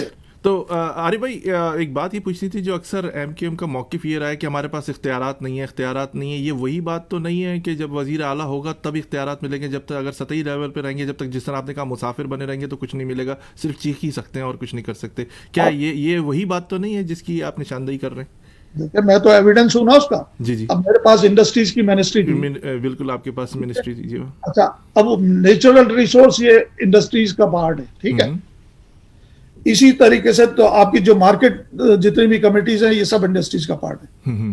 इन्होंने क्या किया, मेरी मिनिस्ट्री को 3 हिस्सों में तकसीम किया। अच्छा उसको भी, हाँ उसको भी, यानी जो मिनिस्ट्री मिली है ना, पावर तोड़ दी, बेसिक ये कहा जाए पावर तोड़ दी। जब 3 हिस्से हो गए तो पावर टूट गई ना। एक्जेक्टली, मतलब 3 डिफरेंट सेक्टरीज हो गए ना। जी जी। वो तोड़ते इसलिए है कि इन्होंने जो अंदर हेरा फेरी की हुई है ना, जी जी, अगर वो एक ही सेक्रेटरीज के पास होंगी तो सारी फाइलें आ जाएंगी, चीजों को समझने में आसानी हो जाएगी। और आप उनका, जिन लोगों ने करप्शन की, उनका एहतसाब भी आप अकेले फिर जो जमीन अलाट करा के बैठे या जो कुछ करा के बैठे, वो कहानी को छुपाने का तरीका है ना। मतलब आपकी अपनी कॉर्पोरेशन है, अगर आप हिसाब लेके बैठो तो वो क्या करेगा, अगर उसने करप्शन किए तो वो 10 दूसरी फाइलें आपके सामने खोल देगा कि आप 10 फाइलों में उलझ जाओ, बजाय इसके कि आप एक मास्टर फाइल में जाओ। एक मास्टर फाइल में जाए। ये बड़ी की बात बताइए आरिफ भाई ने, बड़े गौर से। जो अक्सर लोग कंप्लेन करते हैं 30 साल तक हुकूमत में बैठे रहे, कुछ कर नहीं सके, और हमेशा कहते रहते हैं इख्तियारात नहीं थे और मज़े भी लूटते रहे वजारतों के। भाई वजारत मिली भी तो है, आप ये देखें कि उसमें इख्तियारात कितने दिए हुए हैं। ये बात अब लोगों की समझ में आई कि जो एक वजारत दी भी है उसके भी 3 हिस्से कर दिए गए ताकि 3 लोग मिलकर फैसला करें, एक आदमी अकेला फैसला ना कर सके, और उसको एक तरफ उलझा दिया जाए ताकि दूसरी तरफ वो आने का उसको मौका नहीं मिले। फिर ऑपरेशन शुरू हो जाता है, फिर हुकूमत ख़त्म हो जाती है, फिर कुछ और हो जाता है, फिर मुद्दत ख़त्म हो जाती है, फिर एक नया निज़ाम आ जाता है। यही चल रहा है आरिफ भाई, एम आई राइट और रॉन्ग? बिल्कुल सही बात है।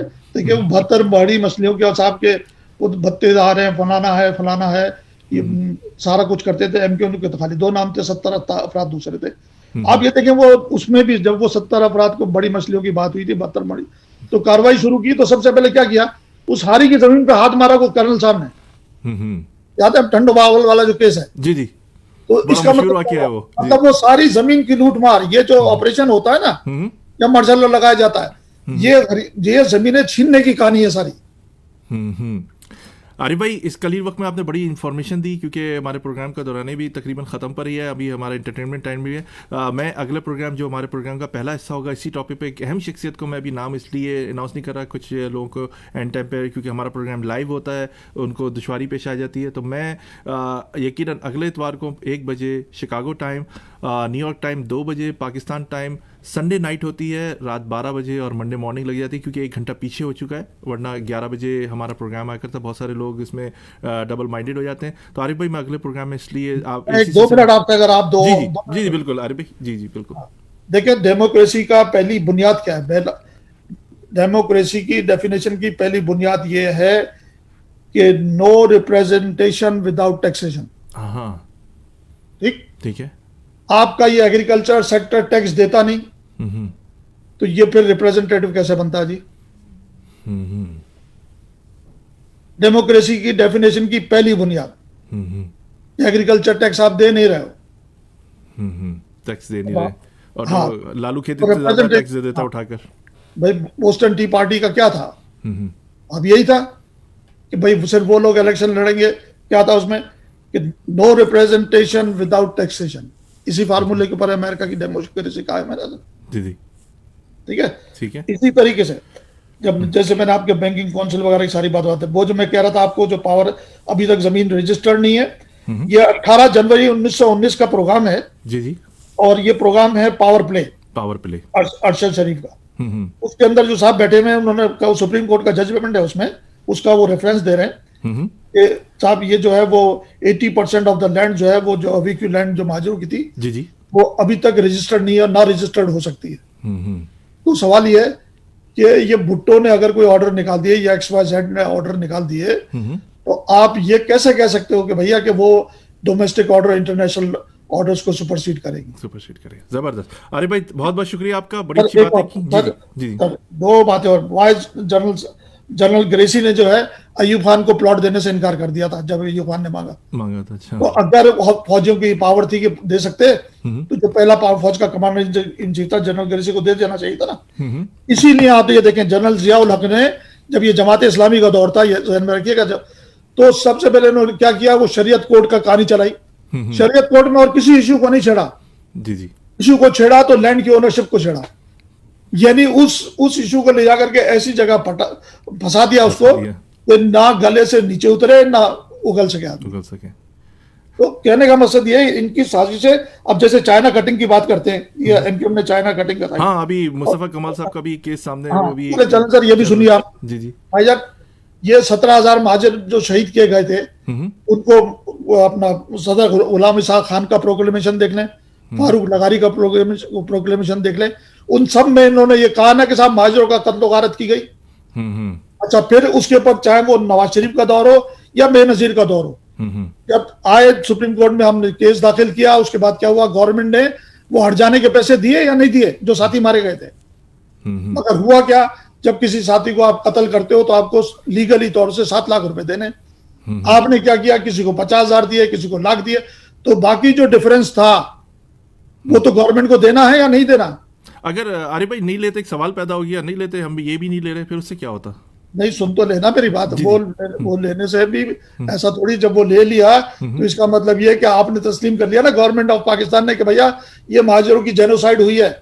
ये आज आप यूनाइटेड नेशन का हिस्सा है, उसके ऑन पेपर आ गई बात। सही। हम अपने आप को एक रिपोर्ट है, जब मुसलमानों के साथ जाती हुई थी, PARIPUR, पेरीपुर रिपोर्ट आप पढ़े।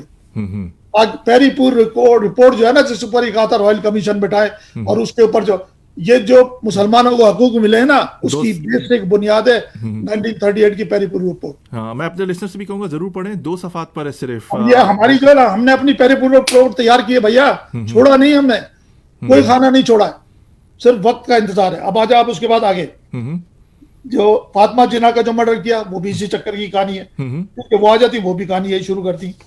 अब उसके बाद जो है वो आप ये कहते हो कि साहब कि जागीरदारी निजाम के हम खिलाफ है। अभी मैं सुन रहा था, आप कह रहे थे कोटा सिस्टम के खिलाफ, वो बात कर रहे थे, पिटीशन फाइल करें। अरे भाईजान, इनसे ये तो पूछ लिया होता, ये जो कोटा सिस्टम महाजरों के खिलाफ नाफिज हुआ ना, ये आप ही की जमात इस्लामी थी उस वक्त पार्लियामेंट का हिस्सा, एमक्यूएम नहीं थी, एमक्यूएम का वजूद नहीं था।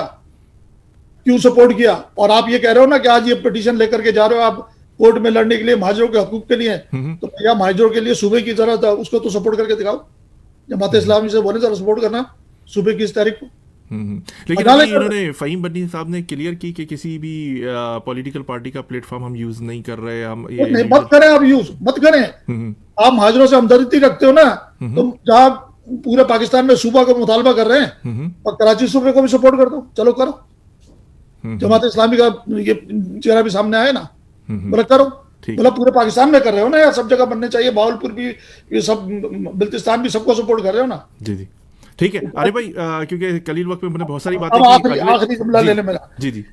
जमात इस्लामी ने जब 1951 के इलेक्शन में 50 में पार्टिसिपेट किया तो क्या फरमाते हैं? वो ये कहते हैं कि हम वो अपना नारा ये स्लोगन देते हुए जाते हैं कि भाईजान हम जागीरदारी निजाम को सपोर्ट करते हुए इलेक्शन में हिस्सा लेने का ऐलान करते हैं। ठीक है सर, सही। तो ये इनका डबल रूप है, ये सपोर्ट करते हैं जागीरदारी निजाम को, बात करते हैं गरीबों की। तो जमात इस्लामी से ज्यादा जो है ना वो हिपोक्रेट आपको दुनिया में कहीं नहीं मिलेगा। तो ये जब भी आपसे कोई बात करेंगे हम ये कर रहे हैं, तो आप उसको पहले देखें कि पलट के उसके पीछे कहानी क्या है, कभी भी सीधा नहीं देखें।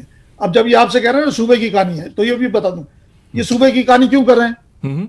जब सूबे का आप नोटिफिकेशन देखेंगे ना, तो उसमें क्या लिखा है कि जहां वो नोटिफिकेशन में कि साहब ये urban areas of Sindh and other areas of Pakistan, क्या लिखा है उसमें?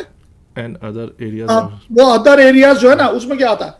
उसमें ये बिल्तिस्तान और ये फाटा के जो इलाके हैं ना, अदर एरियाज कवर्ड उन इलाकों को कवर करता है। तो ये उन इलाकों की ना, अब उन इलाकों की उस हिमायत को उसकी एग्जीक्यूशन के लिए ये मजबूरी बन रही है। आई सी।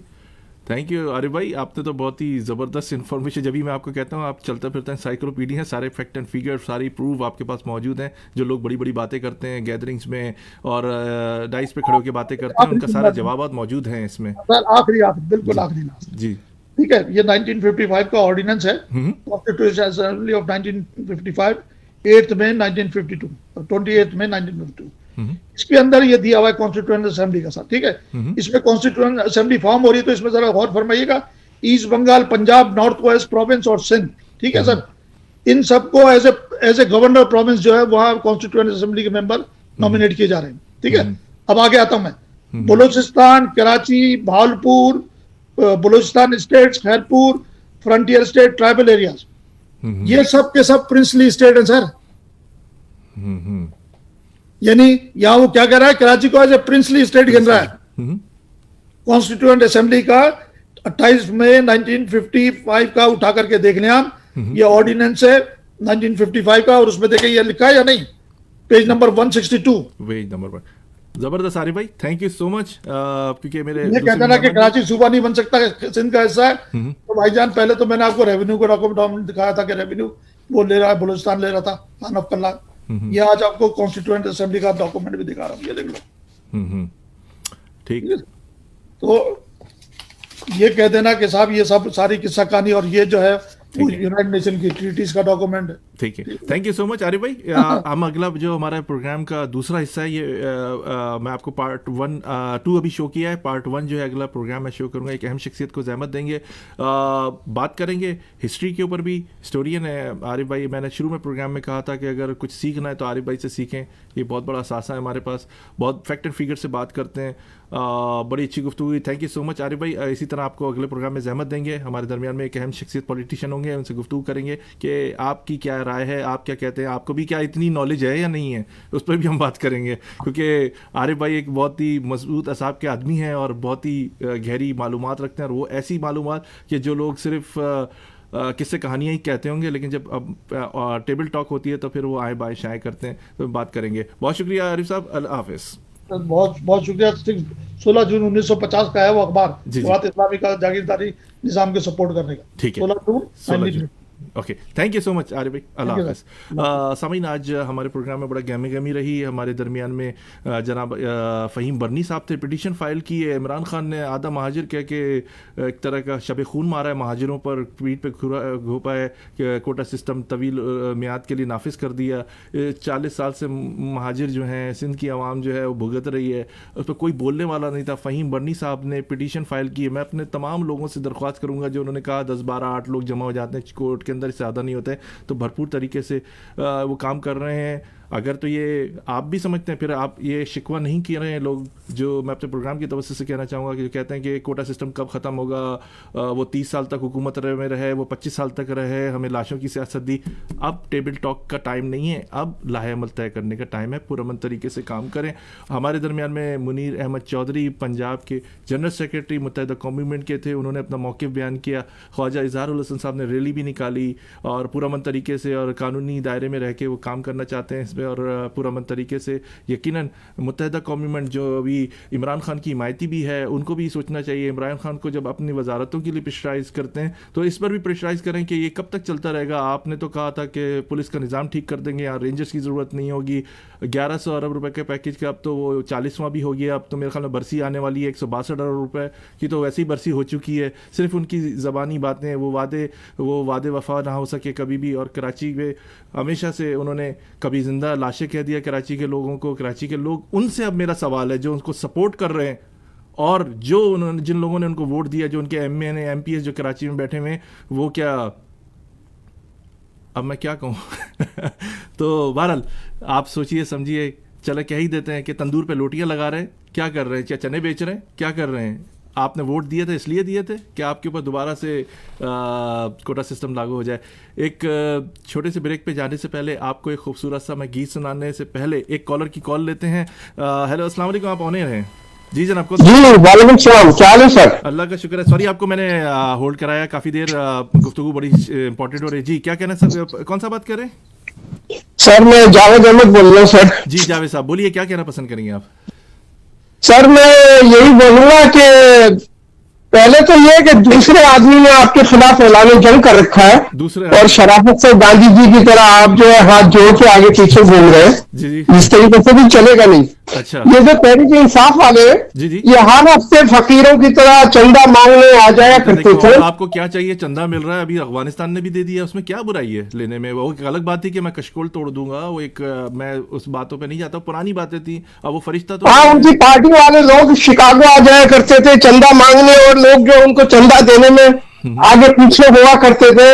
इसलिए इमरान खान की जिंदगी का हमेशा चंदा मांगती गुजरी है, कभी हॉस्पिटल बना रहा है। जावेद साहब वो तो यही कहते हैं कि वो अपने लिए थोड़ी मांग रहा है, कौम के लिए मांग रहा है।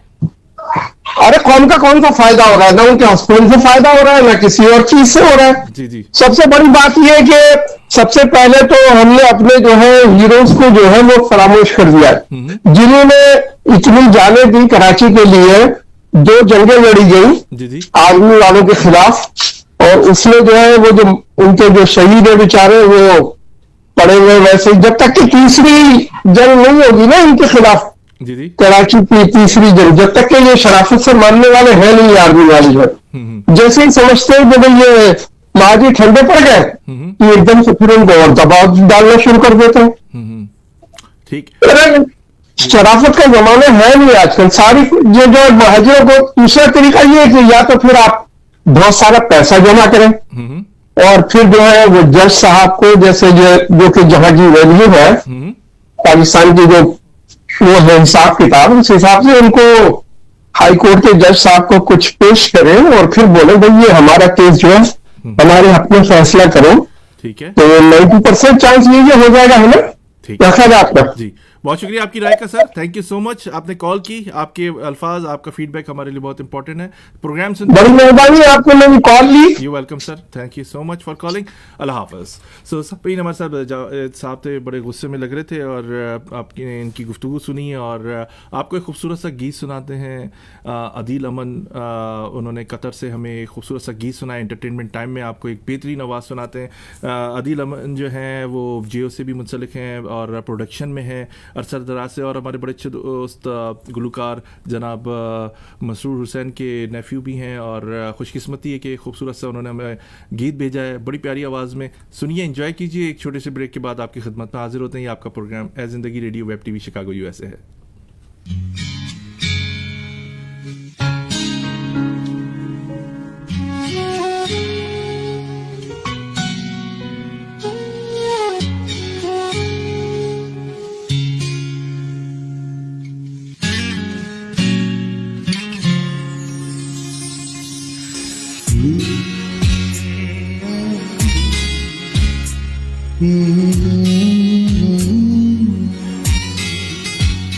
होठों से छू लो तुम मेरा गीत अमर कर दो, होठों से छू लो तुम मेरा गीत अमर कर दो, बन जाओ मीत मेरे मेरी प्रीत अमर कर दो, होठों से छू लो तुम मेरा गीत अमर कर दो।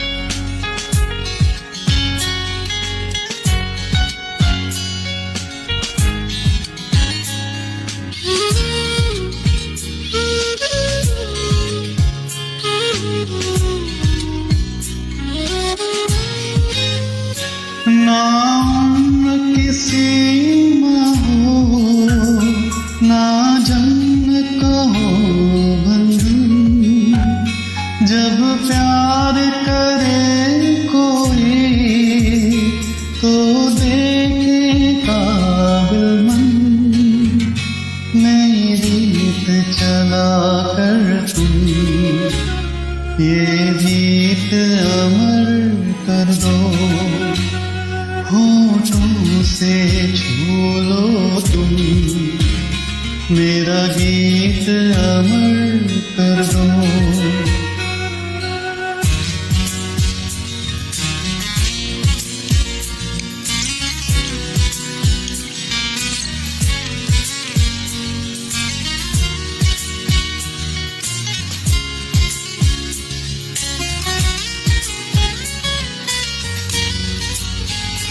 आकाश का सोनापन मेरे तन्हा मन में, पायल छलकाती तुम आ जाओ जीवन में, सांसें देकर अपनी संगीत अमर कर दो, होठों से छू लो तुम मेरा गीत अमर कर दो।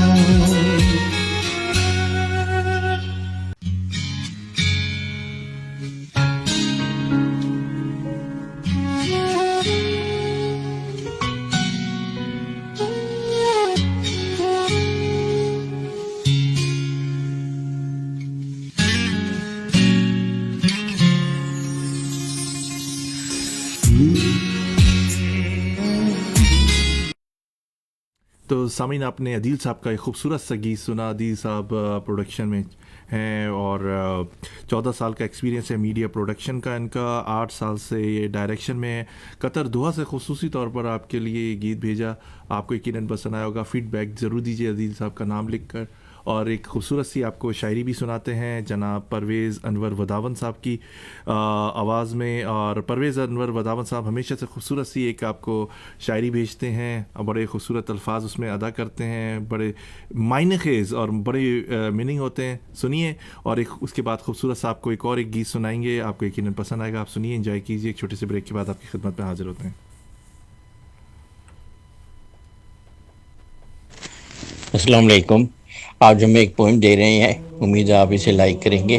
तो इसमें ज़िंदगी की बातें हैं थोड़ी सी, तो जिसमें कि ज़िंदगी कैसे गुजारनी है और अपने बच्चों को भी ना अच्छी तरबियत दें ताकि वो भी आपके साथ काम काज वाले हो जाएं, उनको बिठा के लाड प्यार ही ना करें सिर्फ, ठीक है ना। तो शुरू करते हैं पोइम को। इसका उन्वान है जिंदगी। जिंदगी गुजार दी या खुद ही गुजर गई, जिंदगी गुजार दी या खुद ही गुजर गई, कुछ यादें तलख थीं कुछ शीरीं भी, कुछ यादें तलख थीं कुछ शीरीं भी, आजमाया जिनको कोई काम ना आए, आजमाया जिनको कोई काम ना आए, सब अपनी परेशानियों में घिरे नजर आए, सब अपनी परेशानियों में घिरे नजर आए, कहती रही जिंदगी कोई काम तू कर ले, कहती रही जिंदगी कोई काम तू कर ले, दुनिया में अपना नाम तू कर ले, दुनिया में अपना नाम तू कर ले, चांद पे पहुंचे हैं सब काम वाले, चांद पे पहुंचे हैं सब काम वाले, ज़मीन पे भी हम न कोई काम कर सके, ज़मीन पे भी हम न कोई काम कर सके, कैसे गुजरेगी ज़िंदगी कुछ खबर नहीं, कैसे गुजरेगी ज़िंदगी कुछ खबर नहीं, बचपन गुजरा माँ बाप के सहारे, जवानी में हम तो सोते रहे, बचपन गुजरा माँ बाप के सहारे, जवानी में हम तो सोते रहे, तबाही की बनी निशानी लाड प्यार की, तबाही की बनी निशानी लाड प्यार की, औलाद को फिक्र दो काम काज की, औलाद को फिक्र दो काम काज की, गुजरेगी आसान से आसान जिंदगी, गुजरेगी आसान से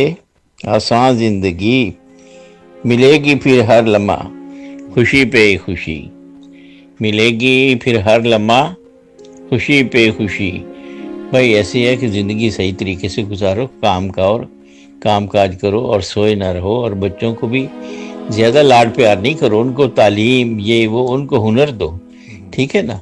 तो भी कौमें चलती हैं, ऐसे थोड़ी है कि भाई सो रहेंगे तो भाई ठीक है माँ बाप कमा रहे हैं बच्चे सो रहे हैं, नहीं नहीं ये बात नहीं हो सकती। बहरहाल अच्छी ज़िंदगी गुजारने की तरफ आएँ और देखें इस वक्त तो लोग चांद पे चले गए, हमें भी कुछ मेहनत करनी चाहिए और अपने लिए आइंदा का लाहे अमल तैयार करना चाहिए, ठीक है इंशाअल्लाह। और आप सब खैरियत से होंगे, आपको सलाम, सबको सलाम, और हमें भी याद करें, दुआओं में याद रखिएगा। अल्लाह हाफिज़, अल्लाह हाफिज़। सामीन ये थे जनाब परवेज़ अनवर वदावन साहब। आपने खूबसूरत उनकी शायरी सुनी, आपको यकीनन पसंद आई। ये नाम देके परवेज़ अनवर वदावन साहब को फीडबैक ज़रूर दीजिए। और मेरे जितने भी फेसबुक फ्रेंड्स ने प्रोग्राम ज्वाइन किया सबको वालेकुम सलाम, और आपके कीमती अल्फाज और कीमती फीडबैक मेरे लिए इंतहाई अहमियत के हामिल हैं। आप हमारे लिसनर्स जितने भी हैं प्लीज़ जो हमारे प्रोग्राम में आते हैं उनको फीडबैक ज़रूर दीजिए। आपका फीडबैक उनके लिए भी और मेरे लिए भी काबिल एहतराम है। आपको सामीन एक खूबसूरत सा गीत सुनाते हैं जनाब सुहेल अमर की आवाज़ में, शिकागो से। उन्होंने खूबसूरत प्रोडक्शन भी अभी आजकल कर रहे हैं, गिटारिस्ट हैं सजाद अली साहब के साथ, आप इनको देखते होंगे। इनकी खूबसूरत आवाज़ सुनी है। मैं पूरी तफसील इस प्रोग्राम में आपको बताऊंगा, हर गुलकार की, हर पॉलिटिशियन की, हर सोशल वर्कर की, और इसी तरह सुहेल अमर साहब की बारे में बताऊंगा कि बेहतरीन गुलकार हैं, शिकागो मुकामी हैं, एक खूबसूरत इंसान है, एक खूबसूरत आवाज़ है। और सजाद अली साहब के साथ आपने इनको बहुत दफ़ा देखा होगा। सुनिए इनकी आवाज़। एक छोटे से ब्रेक के बाद आपकी खिदमत में हाजिर होते हैं।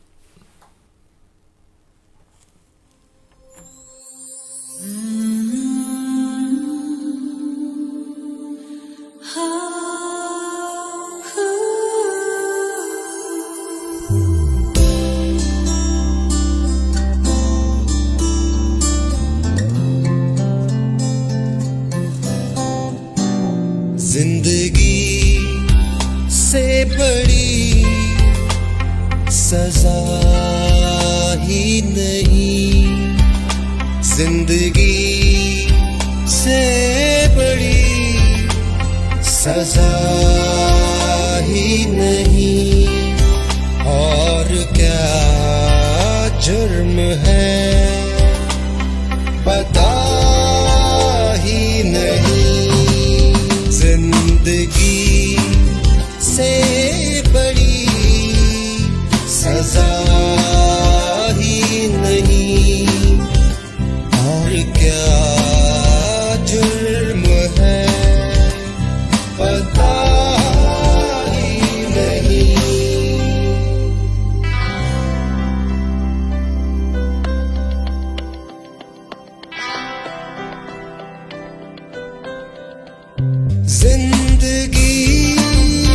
बस तेरी इंतहा मौत है, जिंदगी बस तेरी इंतहा मौत है, दूसरा और कुछ आसरा ही नहीं, और क्या जुर्म है पता ही नहीं।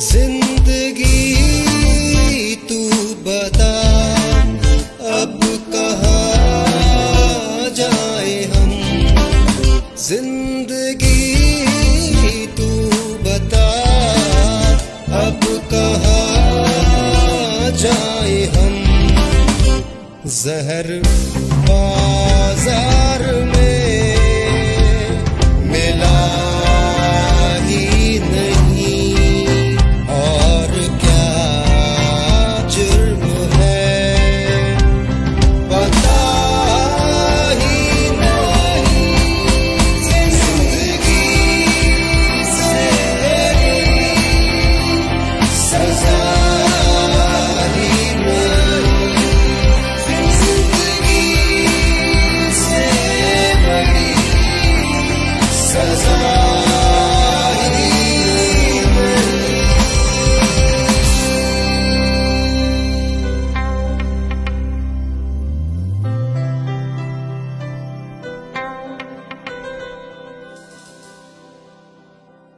वाह, ज़बरदस्त ज़बरदस्त, बेहतरीन सुहेल अमर साहब, बेहतरीन आपने ज़िंदगी पे गाना गाया और बेहतरीन इसकी शायरी थी, और शायर थे जनाब कृष्ण बिहारी नूर साहब, और 1994 से आप म्यूज़िक से मुंसलिक हैं।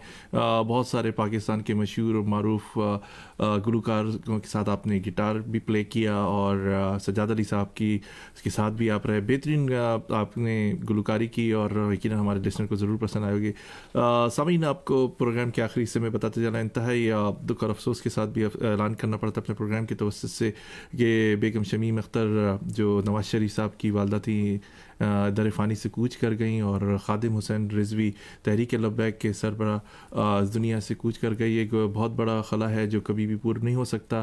ख़ादिम हुसैन रिजवी साहब से आप जितने भी इख्तलाफ कर लें उनकी ज़बान पे, उनके लब लहजे पर, लेकिन मैं एक बात ज़रूर ये कहूँगा कि जो मर गया वो अच्छी जगह, जो दुनिया में है वो बुरी जगह, और आप लोग ऐसे अल्फाज अदा ना करें। मैं अपने उन दोस्तों से कहूँगा कि जो सियासी इख्तलाफात रखते हैं, मैं वाकई में बड़ा हैरत ज़दा होता हूँ कि इतनी तालीम होने के बाद, इतना सब कुछ होने के बाद लोग ऐसे खाके बना देते हैं। किसी से सियासी इख्तलाफ है, कभी फजल रहमान साहब के बना देते हैं, कभी इमरान खान साहब के बना देते हैं, कभी नवाज शरीफ साहब के बना देते हैं, कभी ख़ादिम हुसैन रिजवी साहब के, कभी अल्ताफ़ हुसैन साहब के। मुख्तलिफ जितने जिसकी मैं बात कहूँ पॉलिटिकल पार्टीज़ की तरफ से, मैंने ये देखा कि बहुत अफसोस के साथ एक पॉलिटिकल पार्टी, मैं नाम भी लेना चाहूँ तो ले सकता हूँ, लेकिन मैं इशारतन कह रहा हूँ, फिर वो बाद में कहते हैं कि सर आप हमें हमेशा तनकीद का निशाना बनाते हैं। ख़ादिम हुसैन साहब की मौत के ऊपर उन्होंने ऐसे से खाके बनाए, ऐसे से कमेंट्स किए, ऐसे से व्हाट्सएप किए कि जिसमें कहा जा रहा है कि एक जहालत ख़त्म हो गई। सोचे ज़रा, आपको भी एक दिन मरना है, सोचे ज़रा